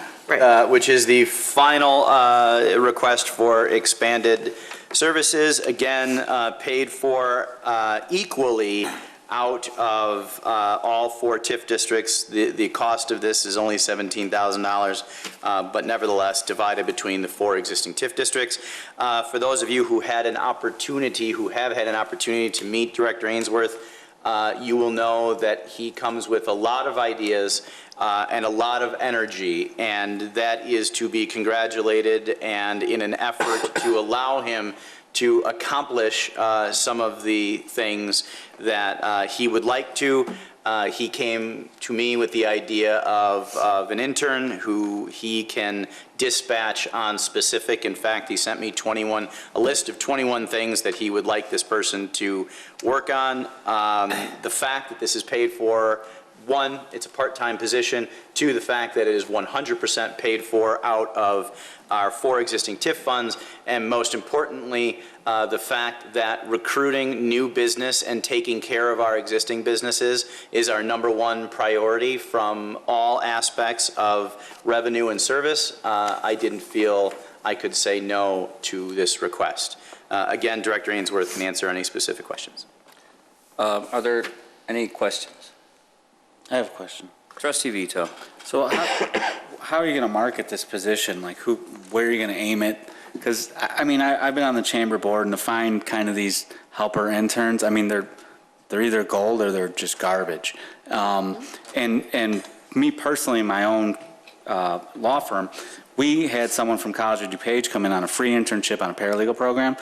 She's amazing. She's starting full-time on Monday. So I don't know if there's something out there like that. I realize it's not a big amount of money, but I don't know. I'm just cautious with something like this because it could be just a waste. So we are going to be pretty aggressive with the dollar salary amount, or the dollar per hour value between $15 and $16, which is a lot of money. It's more money than I had in my internships. We are going to be very targeted where we're going to go, probably University of Chicago, Elmhurst College. Anyone that has a strong economic development background, urban planning background, potentially marketing background. Our department in Human Resources will be crafting a job description if approved, and then we're going to have a strategy on marketing that. I will be part of the interview panel as well as at least a couple other colleagues to make sure that we get a very well-rounded person. I will say I did a similar thing in my last community. Actually, it was a part-time position, and she was wonderful. I gave her high praises. We had lost her to a full-time position, but clearly she was a standout candidate, and she did so much to add a lot of value, and I'm confident we'll find someone at that same level. Okay, good, thanks. Thank you, Trustee Vito. Any other questions? If not, then position on the intern, Trustee Vito. Yes. Trustee Lang. Yes. Trustee Papantos. Yes. Trustee Kruger. Yes. Trustee Vogel. Yes. Trustee Rafato. Yes. And I am a yes. We didn't do the water rates yet. Did we do that today? Yeah, we could do that next. We could do water rates and the water sewer. Okay, so the water rate recommended increase was 3.1 or 3.5% or 0.29 cents per thousand. That's 29 cents a thousand. Right. Okay. Do we know why demand has been going down? Demand? Because we got this water hawk thing that keeps calling people. Yeah, Why don't you let the water run? No, I'm kidding. So as you know, the Village of Wheeling is part of the Northwest Water Commission. I'm the commissioner from Wheeling. This is a topic we cover all the time because that's how that organization stays afloat. And as volume goes down, volume of sales goes down, so does our revenue. It's nothing more than a new generation of people are far more environmentally conscious. One, and two, as new construction and replacement toilets and sinks and faucets, it's all about water conservation. There's a little bit of weather, of course, as summers are hotter and drier, yes, but ultimately it's water conservation. And then you have things like municipalities being responsible and doing Aquahawk, where we catch leaks long before, tens of thousands of gallons get lost to leaks, to cracks, whatever. So it's efficiency and conservation. Were the puns intended? It stays afloat with volume? Yeah, a little bit. All right, good. Maybe we could have an incentive program to add more bathrooms to houses. There you go. I like it. On a Longer this year showers? specific basis, it was interesting to me to see that our water usage had dropped again, considering so many people were at home. So when I looked into it, residential usage was up for the year. It was commercial and industrial usage that was down while we were closed during COVID. Yeah, wow. And specifically, we had, for example, hospital laundry that was a huge water user that is no longer in town. So that plays into it too. When did they close, Jen? a hospital laundry closed maybe 5 years ago, replaced by a similar business that closed maybe 3 years ago. That building is partially occupied now, but they're not a high-intensity water user. Any other questions from the board? And Trustee Kruger, I'm sorry, if you have any questions, just holler or jump up and down. Well, yeah, whatever. Let us know. I would definitely jump up and down. There you go. So the recommended rate is the 3.5%. If there are no questions, I'm just going to poll the board on that. Does that look good? We got nods. We got nods. Trustee Vogel, were you good on that? Yes. Trustee Papantos? Yes. Trustee Vito? Yes. Trustee Lang? Yes. Trustee Kruger? Yes. Trustee Rafato? Yes. The sewer rate's tied to that? Sewer rate is a separate question, and that is a 25-cent increase. That's stormwater management. That's correct. Stormwater. That's correct. Oh, yes, Stormwater I'm a management. yes also. I'm sorry. Thank you. I should start with me, then I won't forget. Depends. So what was the recommended sewer rate? 25 cents. 25 cents per? ERU. Okay. Oh, that was you're right. Okay, the impervious surface. Correct. Is that the same for a large industrial area that probably has a greater impervious surface than, I'm thinking of like Reynolds, they have a parking lot for, X number of employees in a large building versus, my townhouse that has. It's based on impervious area, so it would be 3.25 per ERU. So even, the industrial area is paying quite a bit. They are. Well, right, we divided ERUs based on property size. We had a minimum, we set the standard at 1 ERU to be the equivalent of a standard residential lot, and then went up from there. So, yes. Thank you. Any other questions? If there are no other questions, Trustee Rafato? Yes. Trustee Vogel? Yes. Trustee Kruger? Yes. Trustee Papantos? Yes. Trustee Lang? Yes. Trustee Vogel? Yes again. And I am a yes as well. I'm a yes. What? You vogeled twice. Yeah, Oh, well, veto. that's all right. Veto. I have initials. I'm sorry. Hey, it's Cook County, I can vote twice. It is good now. Are we done counting? So that brings us up to the high point of the day. We've all gone over the budget and we've all heard the considerations.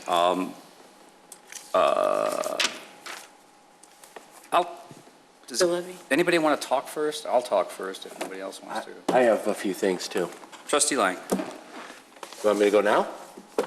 Sure. Okay. Or unless somebody else does. So, no, I thought you said you wanted to talk first. And I just I'm said I not have that- something too, and you go, well, you Go want to go ahead. now. I think that's what I heard. I was going to, but You'll yield your time. I will yield my time to the. All right, that won't take long. Right. So the tax levy, I mean, that's always a big deal for us. That's what we're here for. And to minimize the effects on the costs, especially now, COVID and all that, to our residents, that's, I believe, we should try to minimize the negative effects on our residents any way we can. We don't know what the other taxing bodies are going to do, library, park district, schools, and so on. So if we went for a zero tax levy, for instance, they still may apply their own tax levy, and therefore our taxes won't go, resident taxes won't go down, per se, correct? Yeah, correct. Again, we levy a number, so, Yeah. right, the going down is more an effect of the EAV, as Brian was talking about before, so that's correct. They will not go down. Okay, so obviously, we're all in here to do whatever we can to minimize that effect on the residents. And we're doing our part, the village portion, which is approximately 11% Close to 14. Okay, oh, so it's gone up a little bit. That, I just wanted to segue a little bit into COVID itself. I had a resident kind of really get on me a few months ago about what the village has done or not done for the residents during the start of COVID. And it was pretty forceful argument to start with, and I had responded that the village has done some things indirectly for the residents, and that was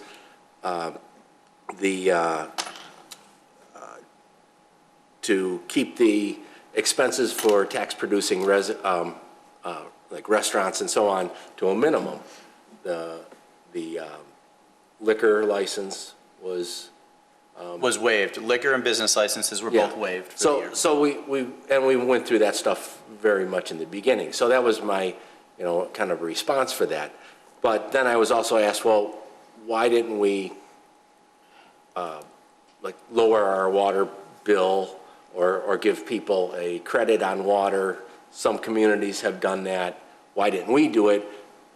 I mean, we went through the whole exercise as why we can't really do that. We have to pay for the water as well. So it's not really a moneymaker for us per se. Do you want me to respond or no? Yes. Oh, okay. We have to say this gently. Everything is about balance, right? I mean, everything we do is about balance. What we ask for, what we spend, it's about balance and being able to serve our residents and our businesses. That said, every relief, our expenses either stay the same or they go up. Our expenses have gone up just shy of 3.5%. So everything that we do as far as reducing our revenue by creating relief for restaurants or residents, say in the water example, is simply adding to the deficit. The only counterbalance to that is if the board wishes to reduce our service level, which is a separate conversation which we can have should the board wish to. But it's a balance, and particularly with water, I only know of one community that did it. It's hard for me to comment because I have very strong feelings about whether they were even allowed to do it. I mean, you're giving away an asset that the taxpayers are still buying. So water that comes out of your faucet is still bought by the municipality and then charged back to the end user. So if you're giving it away, you're still buying it, and then you're giving it away for free. I see a problem with that. But anyway, I only know of one community that had done it, and if nothing else, the idea that water is specifically a use tax. You only pay for what you use. So you can control the amount of your water bill simply by adjusting your use. Of course, there's a certain amount that everybody has to use, but there's some discretion there. So I agree with your points that we have done an awful lot. And in fact, after the levy, there is one additional request for consideration, which is the refunding of the health inspection fee for restaurants. Okay, so yeah, that's another indirect thing that will help our businesses, which will help them increase their, be able to conduct business at lesser costs, and therefore those sales will then trickle down to us into our general fund. The other thing, I have one more thing too, is on that same point or similar point, is that I was asked why the village didn't do more for the residents, like pass out masks and things like that. And it seemed like when COVID first hit in March really bad, getting a mask or getting mass quantities of masks were very difficult to begin with. And I know it took the village quite a long time to get in line to order masks in general for employees and so on. So, but there were Buffalo Grove, I was told, passed out masks. And I asked you about it, and you said? That their provision of masks and the costs to then provide those masks came from Lake County. They were just the end unit that actually got the boxes and handed them out. But that money and those masks came from Cook County, from Lake County. Being in Cook County, that wasn't an option for us. So as far as I know, not just for Buffalo Grove, as far as I'm aware, that any community that gave away masks either got their supply, meaning the physical mask and the cost of the mask, from the county they were in, or through a community effort to make and distribute masks to those most in need. So going forward, most of the things that we are going to do for residents for COVID are going to be indirect. They're not going to be something that they're going to actually get, like a mask or a decrease on their water bill or something like that. It's going to be indirect. It's going to be fed through our businesses. Is that correct? I'd say that's a fair statement. Yeah. Okay. All right. We might want to note just that we did suspend water billing turnoffs for 4 or 5 months. About 5 months. I think it was, and we are still working with anybody who's encountering any sort of difficulty due to COVID. If they call in, we work with them. Our job in water billing is not to, suspend water. It's to assist the residents in being consistent with their payments so that they don't get too far behind, if that makes sense. Mm-hmm. Yep. And anybody that comes into Village Hall without a mask, we do provide one for use within Village Hall. So that's slightly better than not handing out any. Fair enough. So just thank you for hearing me out. And I know other people have had those concerns / complaints, but they don't see the indirect part of it. And I hope that this was a good opportunity for you to explain some of those. And that didn't even cover there are so many others that we did specifically for restaurants. I mean, we went to every single restaurant with our CD team and our health officer at the beginning of COVID. We did it again during the summer when outdoor dining and then indoor dining became available. We met with every restaurant to talk about, let's stand in your facility and figure out how to maximize the people that can be in here safely. Same with tents. And then fall came and we met with them to talk about, all right, well, heaters, what types of heaters are acceptable, which ones aren't. We've tried to do everything we can to partner with the businesses in order to help them sustain. And again, from our position, that can't be cash money, but that doesn't mean that we can't be a partner in figuring out, other than this relief that we've talked about before and we're going to talk about again, there are lots of things that we can do to work with them to help them make more money and sustain their business. Right. We all want the same things. We all Absolutely. Want our restaurants and businesses to thrive. No one's arguing that. No one's trying to close them down. No one's trying to make things more difficult for them. We all want the same thing, for them to be successful, because their success is our success and lessens our burden on a tax levy. Absolutely right. Thank you. Thank you, Trustee Lang. Trustee Papantos and then Trustee Vogel. Thank you. Just to expand on what Trustee Lang was saying, when our restaurants, our businesses are successful and do not close down, their portion of the tax levy does help all residents who may or may not own a business. Keeping the tax levy flat will not reduce anybody's property tax. It's just going to keep it flat, and that's if every other taxing body does the same, because we tax a number, not a percentage. I have never known District 214 not to go with their full cap. And I don't know what they planned this year, but they've run surpluses every year, and I'm going to assume they're not going to just keep it flat. I mean, it's a wild guess, they may change, but they're all seeing the same thing. As far as our expenses, just as, because of our contractual obligations and our collective bargaining agreements, the resident who spoke, failed to mention that teacher unions have their increases just as police, fire, and any other sworn personnel. We all are expected to pay our share, and that's what's going to happen.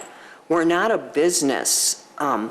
We can't be compared to big business. We are a government entity. Our job is not to make money. Our job is to provide services to everybody, both businesses and residents. I think too many of us forget when we pick up that phone and call 911 and want an ambulance. We want that ambulance. We don't want to wait. Or a police officer. We want to know that our safety is there. We want to know when we turn the faucet on, clean water comes out that's safe. And none of this comes free. I think the worst thing you could have is, a sewer backup in your house, or, turning the water on and getting a boil notice or something like that. These are things that it is our job to do. I don't think our increase in expenses is outrageous, especially when you look at what's happening with sales tax. It's just not coming in. We've had businesses that are fighting to survive, and will do their best this year, but we can only help them so much, too. Thank you, Trustee Papantos. Trustee Vogel? Yeah, you talked about the water refunds for one, or discounts, and said that you didn't think it would be right to do that because the village buys that water. But let's remember where the village gets the money to buy that water. They get it from the residents. Okay, so in effect, it's their money anyway. The other thing you mentioned is the realist. Well, let's go back to talking earlier. We talked about our surplus and the fact that we have 35% in the general fund, 35% or 37%, and we need 25. In effect, we have, if we set a standard at 25% that we need, and we now have 37 or 38%, we're in effect, as far as I'm concerned, we have a profit built in there. And times are different today than they were last year. And I think we need to give the residents a break. And I'll argue with you day and night that if we implement a zero or pass a 0% tax levy, the residents are going to save money. Okay, flat out, they're going to save money. And nobody can tell you they're not. Okay? And so, again, based on the things that are happening today, yes, we've given the restaurants different breaks, but did McDonald's cut the price of their hamburger for a resident based on the breaks we gave them? No. Yes. Did we help them maybe sustain them, keep them going? Yes. But the residents have not seen the direct effect of that. Maybe in the long run they will, because these businesses stay in business and they pay a higher share of the taxes. But again, based on what we see today, I think we can afford a zero tax levy for 1 year. We've done it in the past. We've cut manpower in the past, and we got arguments that we couldn't do it, we shouldn't do it, et cetera.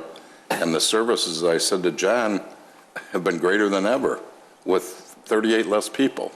And by the way, we keep saying we cut 38 people. We didn't actually have those 38 bodies. We did not cut 38 bodies out of our workforce. It was a budgeted number. That's not real, okay? That's not true. John, we had 7 guys in the budget. You're including those 7 firemen. I'm not. Well, you keep telling me there was 7 in there. No, I'm telling you there were 6 firemen that we had approved last year that we were going to hire this year. That number is not in the 39. I'm talking about 2007, 2008. Those numbers, the 6, are the 6 in there? I mean, I have a list, so we can, if you give me a minute, we can do this now, or we could follow up, whatever you'd prefer. Well, I think everybody ought to understand it, including me. if The I'm 6 misunderstanding it. firefighters, you're correct, I have it right here. The 6 firefighters from 2009 are included in the 39. You're correct. So we eliminated 33 positions. Okay, well, how many others were there, though, other than the 6 firefighters? We eliminated a planning coordinator in CD, a plan examiner, a plumbing inspector, a part-time health inspector, permit technician, assistant permit specialist, capital projects engineer, engineering assistant, 6 firefighters, staff secretary in police, 3 patrol officers, I'm just going in order, 3 patrol officers in police, a forestry MO, an admin ordinance enforcement position, a director of special projects position, another village engineer, a fire marshal, 3 MOs. Okay, were those budgeted people that? Those were bodies. That existed? Those were, other than the 6 that you mentioned, these are Well, bodies. that's what I'm asking you. Was that the only ones? Yes, sir. 6? All right. Yes, sir. Because The there's a rest were difference bodies. between budget and actual. Even at 6 amounts for 15, 20% of that reduction we're talking about. Okay. All right, so let's talk reality and not budgeted numbers.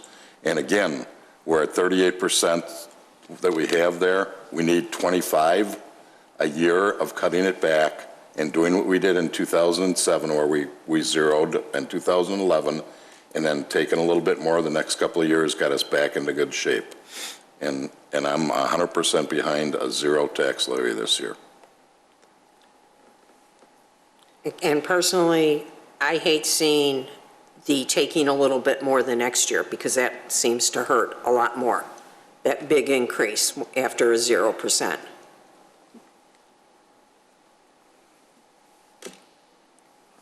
All set, trustee Vogel? Yes. Trustee Rufato, then trustee Vito?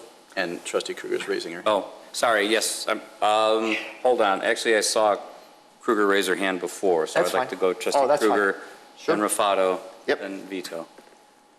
Trustee Kruger. Okay, thank you. I was prepared to say that first and foremost, over the last, at least the 6 years that we've had the balanced budget, I've been a big proponent for incremental, standard increases in the levy every year, for all the mentions, all the reasons that Director Mondeshane and Deputy Director Smith have stated. So I just can't, in good conscience, it'll be the first time I've ever not advocated for 5, because I've always said, 5 every year is something that we can budget on. And like Trustee Pontos mentioned, that the school districts take their cap whether they need it or not every year, no matter what. And I don't know how their budget meetings go, and how many people up there to complain about that and ask for refunds, but it seems like they do it. COVID is a big deal. I don't think we've seen the end of the impact economically of this pandemic. And so I have battled during this entire budget process with advocating again for 5 to stay consistent. I just can't see that this year. But I also cannot see, to Trustee Papantos' point, a 0 levy. I feel like not doing this at 0 creates the beginning of digging a hole, and then kicking that can that was in the hole down the road to be piled on later. And we don't know what this recovery is going to be like, and how long it's going to take. I mean, if people deserve the break now, aren't they going to deserve it again next year too? Maybe the year after that, if they haven't been vaccinated and the federal government hasn't done anything about stimulus, where that would actually help people.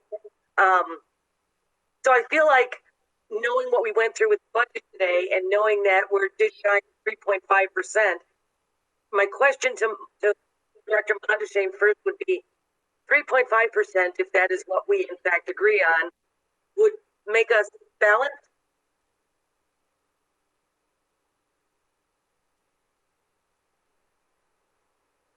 Would not balance the budget. It would not balance, so we would still have a deficit because how much?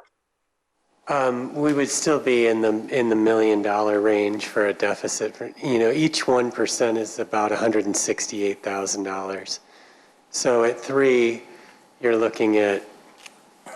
You need almost 10% to balance. Yeah, we wouldn't be anywhere near close to being balanced. And I've often said it's the increase is really not about balancing the budget for next year. It's about balancing future budgets. Right. Okay, well, I don't want to babble on any longer. I really feel like I had to come to a happy medium in my head. 5 is too much, 0 is too little, and I'm kind of in the middle and somewhere between 3 and 4%. Thank you. Thank you, Trustee Kruger. And now, thank you for your patience, Trustee Rufato. Yes, thank you. Somebody mentioned about other taxing bodies, and in reality, I'm not concerned about other taxing bodies. I'm concerned about the Village of Wheeling and our residents. And we need to take care of them from our perspective. And I'm sure that District 214, 21 are going to raise their tax levies, but I'm of the opinion that we need to take care of our residents now, and I would be in favor of no tax levy also. Thank you. That was it. Thank you, Trustee Rufato. Trustee Vito? Yeah, I also don't think now is the time for a tax increase. I also think that we should balance the budget, whether it has to be with cuts or, we're putting $2.3 million in the SURF fund this year. Did I hear that right? That's about right. That's more than the budget deficit. And it looks like there's 7.2 in the fund. How much are we planning to draw off of it this year? It's over $1 million. I think it's 1.3 about, but we could check the number exactly. So 1.3 would get us, somewhere still with 6 million, well, 5-6 million left in the fund. Right, that's true, but keep in mind, those are costs that, eventually have to be paid out. I get it, I get it, but it's kind of like we're sitting around the kitchen table saying we can't pay the mortgage, but we're going to save money just in case the boiler breaks in a year or two. It just doesn't seem to make sense. I think we could live without doing that and balance the budget or make cuts. I know there's a hesitancy to it, I get that. But I don't think we can sit here in this year after the economic devastation, and I'm not going to go back on my soapbox that I don't think was necessary, but after all of that, and then to say that this is going to be a normal year and we're just going to get through this without any pain and we're just going to take more from the taxpayers, it's detached from reality. I don't think we should be taking any more from the taxpayers who are already dying this year, especially our commercial properties. And I think there's ample opportunities in the budget to balance it. And there's $400,000 in the capital projects fund, and John said that's not part of the general fund. I'm not sure that I understood why we can't. Because capital funds are paid with, why you can't? Yeah. You have a financial plan that the board created to not use utility tax for general fund purposes. You have a policy that says. No, that's fine. I didn't realize it, the fungibleness of the number. But yeah. The expenditures for next year is 2.3. I apologize. For the SURF fund. And we're going to fund it with 1.9 or something like that new. So we'd still, you could still put the 0.3 in there and draw down 2. You'd still have 5.2 million in the SURF fund. Right. I would just add one thing, though. Using general fund balance is a means of balancing the budget. So, in other words, if we run a deficit of $2 million and we take it out of those reserves, that's what it's there for. So you have reserves in SURF that are really to be used for future replacement of equipment. And then you have reserves in the general fund that are intended to be used for times like these. So if you're going to use reserves. Doesn't matter, it's I would fungible. suggest you leave it in SURF and use the general. I fund see. fund. Yeah, all right, and then there's always the possibility of cutting. I mean, we're looking at 1.6 million if you just take it back to the department heads and say, whatever the prorated amount is, make those cuts to your budgets. It's not unheard of in any other kind of, I understand we're not a business, but any private company can't just say, oh, well, we're just going to, charge our customers more and it's all going to go away.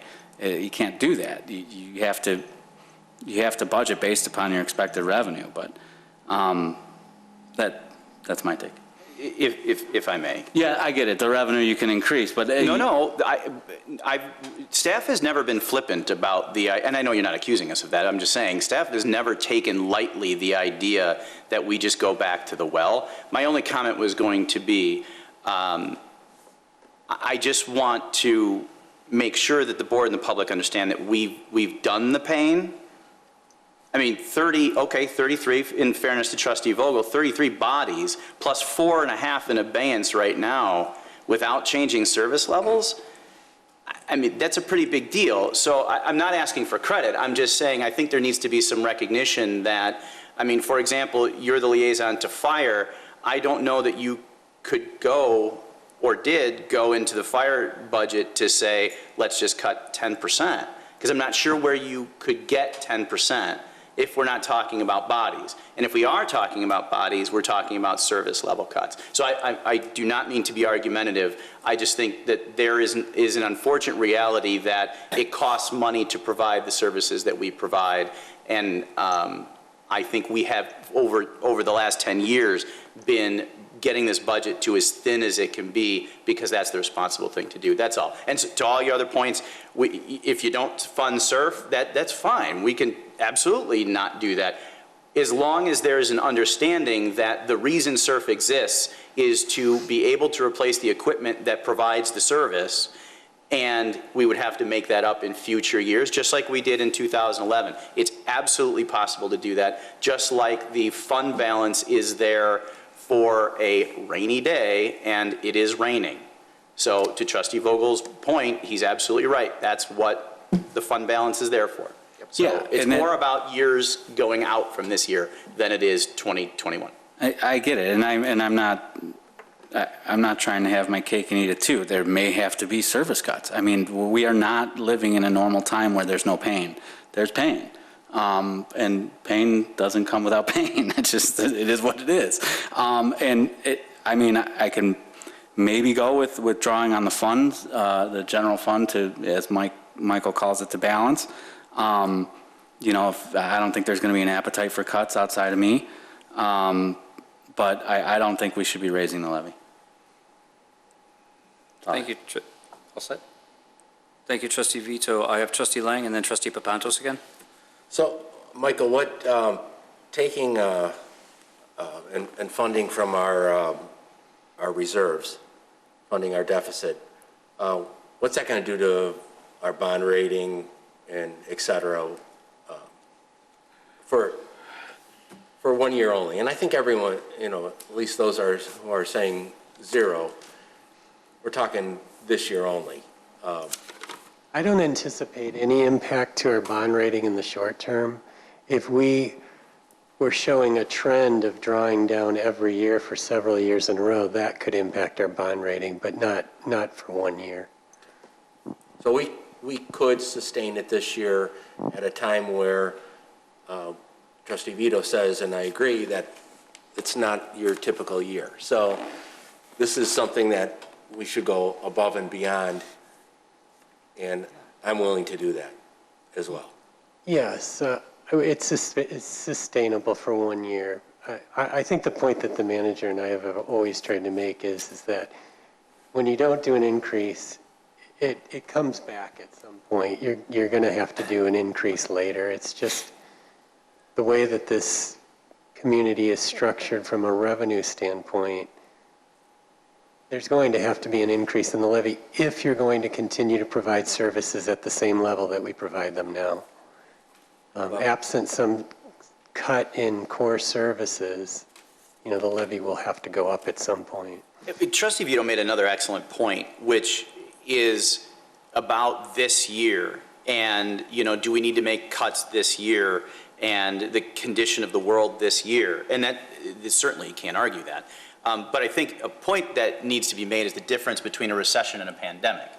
A recession is history has shown, a 5 to 10 year recovery rate before you can dig yourself out of a recession. And it touches everyone across the board, from real estate values and property values, property taxes, to every business across the board. This pandemic should, I'm crossing my fingers and toes, should be short-lived. We don't know how long short-lived, but the conversation next year should be very different than the conversation this year. Hopefully, we will have passed the point of discussions of any kind about closures. Our businesses will have survived, and the world is getting back on track. To that point, that's exactly what fund balances are for. And cuts that make sense need to be permanent. So I do think there's a little bit of what is appropriate for this year is to stay the course, which zero is fine. I mean, you're not going to get, we have an opinion about, the health of the future of the community, but you're not going to get an argument from anyone here because we all recognize the situation that we are in. But it should be short-lived is the point. And to your point, if it is just this pandemic related and it is short term, we are poised in this town to, with all the new residents that we're bringing in and the new businesses that we're establishing, we're poised to do very well in the future. And there's more. I mean, we have a lot more on the agenda as well, more build out of vacant property than ever before here. Yes. So getting through this hump, hopefully it's quick like we all are praying for, but we can come out of this pretty good in the future years because we've continued to build up this town where, to a good point. That is correct. Yeah, once this gets over with, I think we saw it in a mini way when we had the shutdown for a couple of weeks or a month, whatever it was, earlier in the spring and early summer. Once we got out of it, our numbers spiked back up, and it was like pent-up energy. They went out there and they spent. And, we thought we were going to really be in bad shape this year based on those couple months, but in reality, we shot back up. And if this thing ever really lets loose, like you said, I think we're poised to take off and do fantastic. So I think that's something we got to keep in mind. Well, fuel sales at the airport are going crazy right now. I wish we could share it. I was going to say, if only we got that money. Trustee Lang, all set? Yes, sir. Trustee Papantos has been waiting. Right. Last year, without counting the recovery from the Crossroads TIF, our increase was 275, correct? And that was to balance the budget. We are not in any way, shape, or form trying to balance the budget with any increase this year. That's correct. There's no way to balance the budget absent some astronomical increase that no one's suggesting. Right, and no one's going to ever approve that. Do we know if we went with a 275, last year's increase to the levy, what it would cost the average homeowner? I have a chart. Show that. Do you just want a straight answer, or do you want? Well, no, I'd love to see the chart. Okay. I like your charts. All right.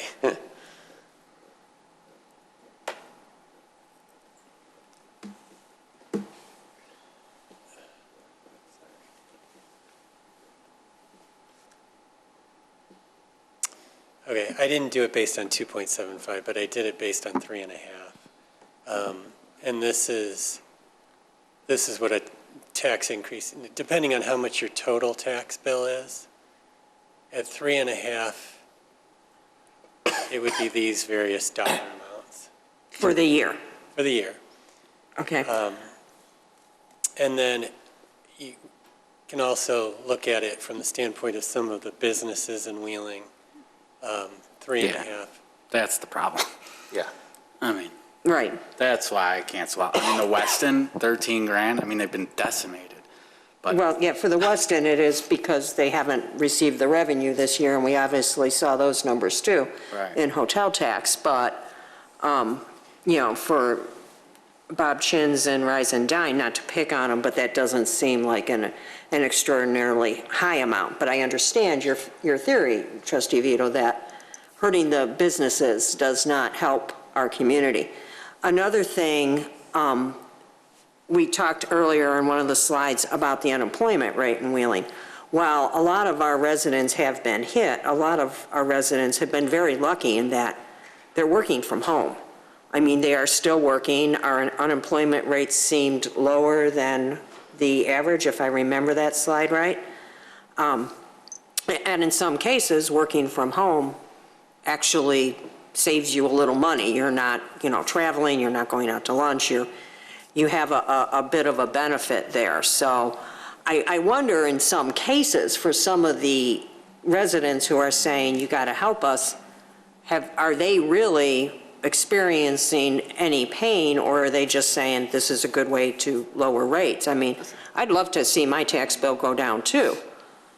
Especially after the recent assessment increase. I think we all got hit pretty hard with the increase, but I also want to make sure that the town can succeed and we don't get hit so hard for 2022 that we're all dying, and that's where I'm coming from.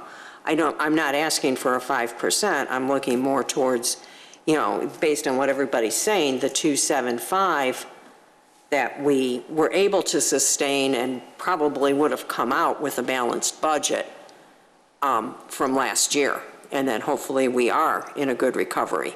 We've already lost a couple businesses. I'm not sure how quick some of our businesses are going to, stand up. If we can get dispensaries in, that changes the ballgame. I realize that. But that's dependent on the state providing licenses too, before anybody can open up. It's not that easy. I can give you some good news. What's that? The two that we're working with have a license in hand. That's fantastic news. Awesome. Trustee Kruger, did I overlook you? No, she talked. No? Okay. I just didn't want to miss you in there was a screen up. No, I only put up a thumbs up when Trustee Papantos was talking about how working from home folks have had basically a luxury, and I'm one of them. Have been working from home since March 13th. I only go into the office once every 7 to 10 days, and I've saved money on gas and car expenses and You're using more water. well, actually, guys, I don't talk about the water issues in Wheeling a lot because I'm one of the few people that's still on a potable well. No, that's true. When you're working from home, you don't have to shower. You're only offending yourself. I got out of my pajamas for you guys today. Thank you. So I got here, this is the S&P Global rating thing. We got it in July. It does say, it addresses, this is our bond rating, and it does address, there's a lot of stuff in here. Budgetary performance consists of the assigned and unassigned general fund balance and capital equipment replacement funds, assigned fund balances, which management reports can be assessed to support general fund operations if needed. They go on in here to say that basically it is there to help in times of need. We do have a strong, this is actually one of the things that we talked about in our meeting, that we do have a strong bond rating, and that initially stuff like this, drawing on the general fund should not impact it seriously. I'm going to say it's my turn now because I can. When I was looking at this and it was still $2 million proposed deficit, I was not interested in pulling that all out of the residents, but I was interested in maintaining the course with the cost of the pensions and the salaries. That I know the guys are essential, and I know the deals they struck are solid, and we're going to be paying them. But I looked at the 3.4 that was costing us as like a baseline for the property tax. 3.4, 3.5. The 3.4 at 168 brought us up to just a little over $500,000. And when I compared that to the 2 million of the deficit that we were looking at, it was a quarter. So it was by no means forcing the lion's share of this situation on the residents. In fact, it was us doing a drawdown on the funds that were there for these rainy days. And I do believe that's why they're there. But I do like the idea of like using the drawdown on the general fund to contribute to the SURF, because that is important. And yeah, it is sort of like saving money for the roof when you can't afford the mortgage. But it's better than putting it on the credit card.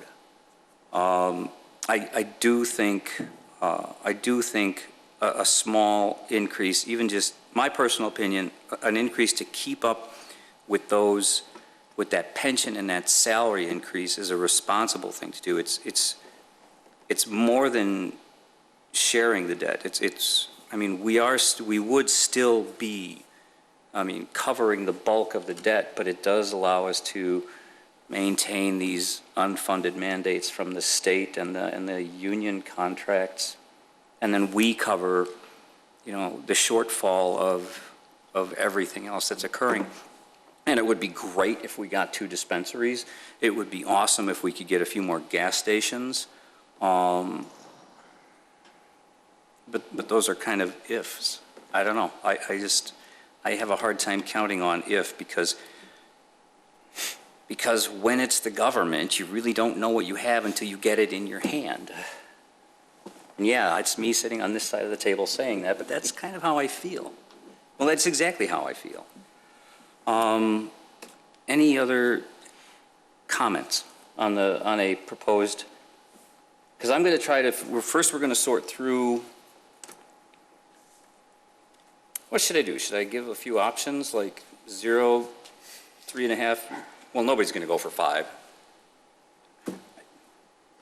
Nobody's going to go for 5. No. Should I? The numbers that I've heard. Okay. The numbers that I've heard are 0 and 2.75. Besides said what you said. 3.4. Right. So those are the 3 numbers that I've heard.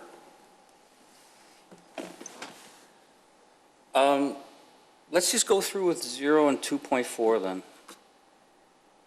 2.75. 2.75. Okay. So 0 or 2.75. Nobody said I was going to have to pay attention. Okay. You ready? Yes, sir. Right. Trustee Kruger. 275. Trustee Papantos. 275. Trustee Lang. 0.275. Oh, come on. 0. Thank you. Trustee Vito. 0. Trustee Rufato. 0. Trustee Vogel. -5. -5. So 0. it's still not going to happen. 0. I would still come in at the 2.4, I got to tell you. I think I know we'll be able to weather it, and I know the budget will, I know the general fund will support it. Maybe I won't have to worry about it. Yeah, that's 4 for 0. Yes. So that's our answer. The last question for the board to consider is the refunding of the health inspection fee for the FY 2020-2021 years. They run concurrent with our business licenses. As we've already talked about, we have forgiven and or refunded, depending on whether the timing of their payment, the business license for the 2020-21 calendar business year, which is May 1st through April 30th. We've already done liquor and business. There was discussion about now refunding the health inspection fees for our restaurants. And that number, should the board consider it, is $86,445.25. So the restaurants are broken into 3 tiers based on their level of intensity. They would get back what they paid, and we would write a check to those businesses. So should the board say yes to this, that would add to our deficit by the same amount. Let's just call it $86,500, and we'd send out checks. Again, for the same period, May 1st, 2020 through April 30, 2021. Yeah, it wouldn't quite be $86,000 for next year because it's only 4 months of next year. But just to clarify, you're refunding for this year's fees that run into next year. Oh, you mean it would cross over 2 budgets? Yeah. Yes, I'm sorry, yes. The hit is more to Correct. this year than it is to next. I should have said in total, the number would be $86,500, Probably but looking that's at like correct. 60-something. Right. 2/3 of it would come out of this year, yes. Trustee Lang. Refund the inspection fees. Trustee Vito. Yes. Trustee Papantos. Yes. Trustee Kruger. No? Oh, sorry. Trustee, that was a yes. Trustee Rufato? Yes. Trustee Vogel? Yes. All right. Are you a yes? Oh, yes, I'm sorry, yes. Thank you. Drugs are wearing off. Trustee Papantos, you have something. Thank you. Trustee Vito brought up expenses and cutting expenses, and we just saved $86,000 over this budget and next year's budget. What about things like the chamber guide? If I remember correctly, that was $75,000 in the budget. I mean, if we're going to cut, why do we support that? We are obligated through, I believe, June 30th. If I remember the CVB's contract, it begins again July 1st. That's a decision you will get to make. There's a chamber guide that we support, not this. Oh, I'm sorry. I thought you meant the CVB. Yeah, okay, but you knew because I always complain about that other thing. That was my next. Chamber guide, I'm not sure. Patrick, are you able to answer that on the fly? No. I gotta look it up real quick. I do know that the budget for 2020 mirrors, is going to be mirrored in 2021, and our department has not spent out a lot of expenditures. For example, we did not do. It's on page 50 of the budget. Thank you.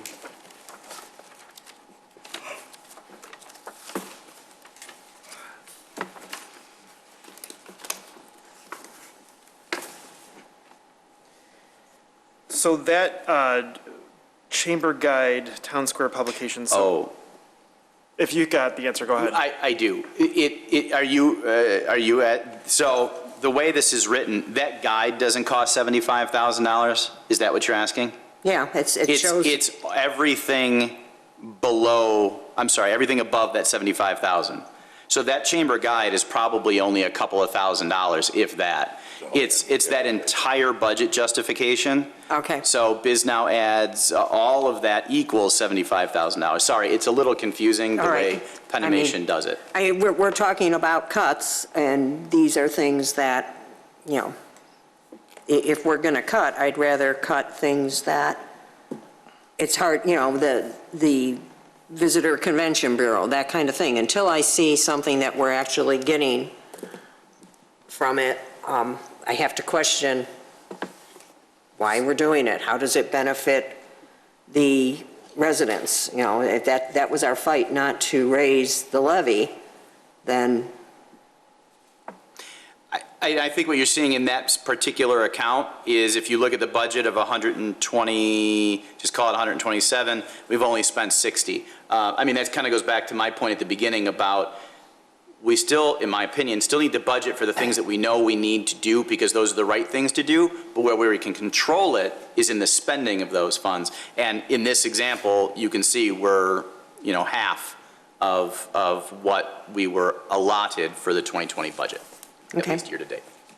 She's gonna take my chamber money. I'm taking Lollipop Lane from you, Mary. $500 right there. You better watch it, Tip for Elaine will Thank get you, you on Joe. that one. Thank you, Joe.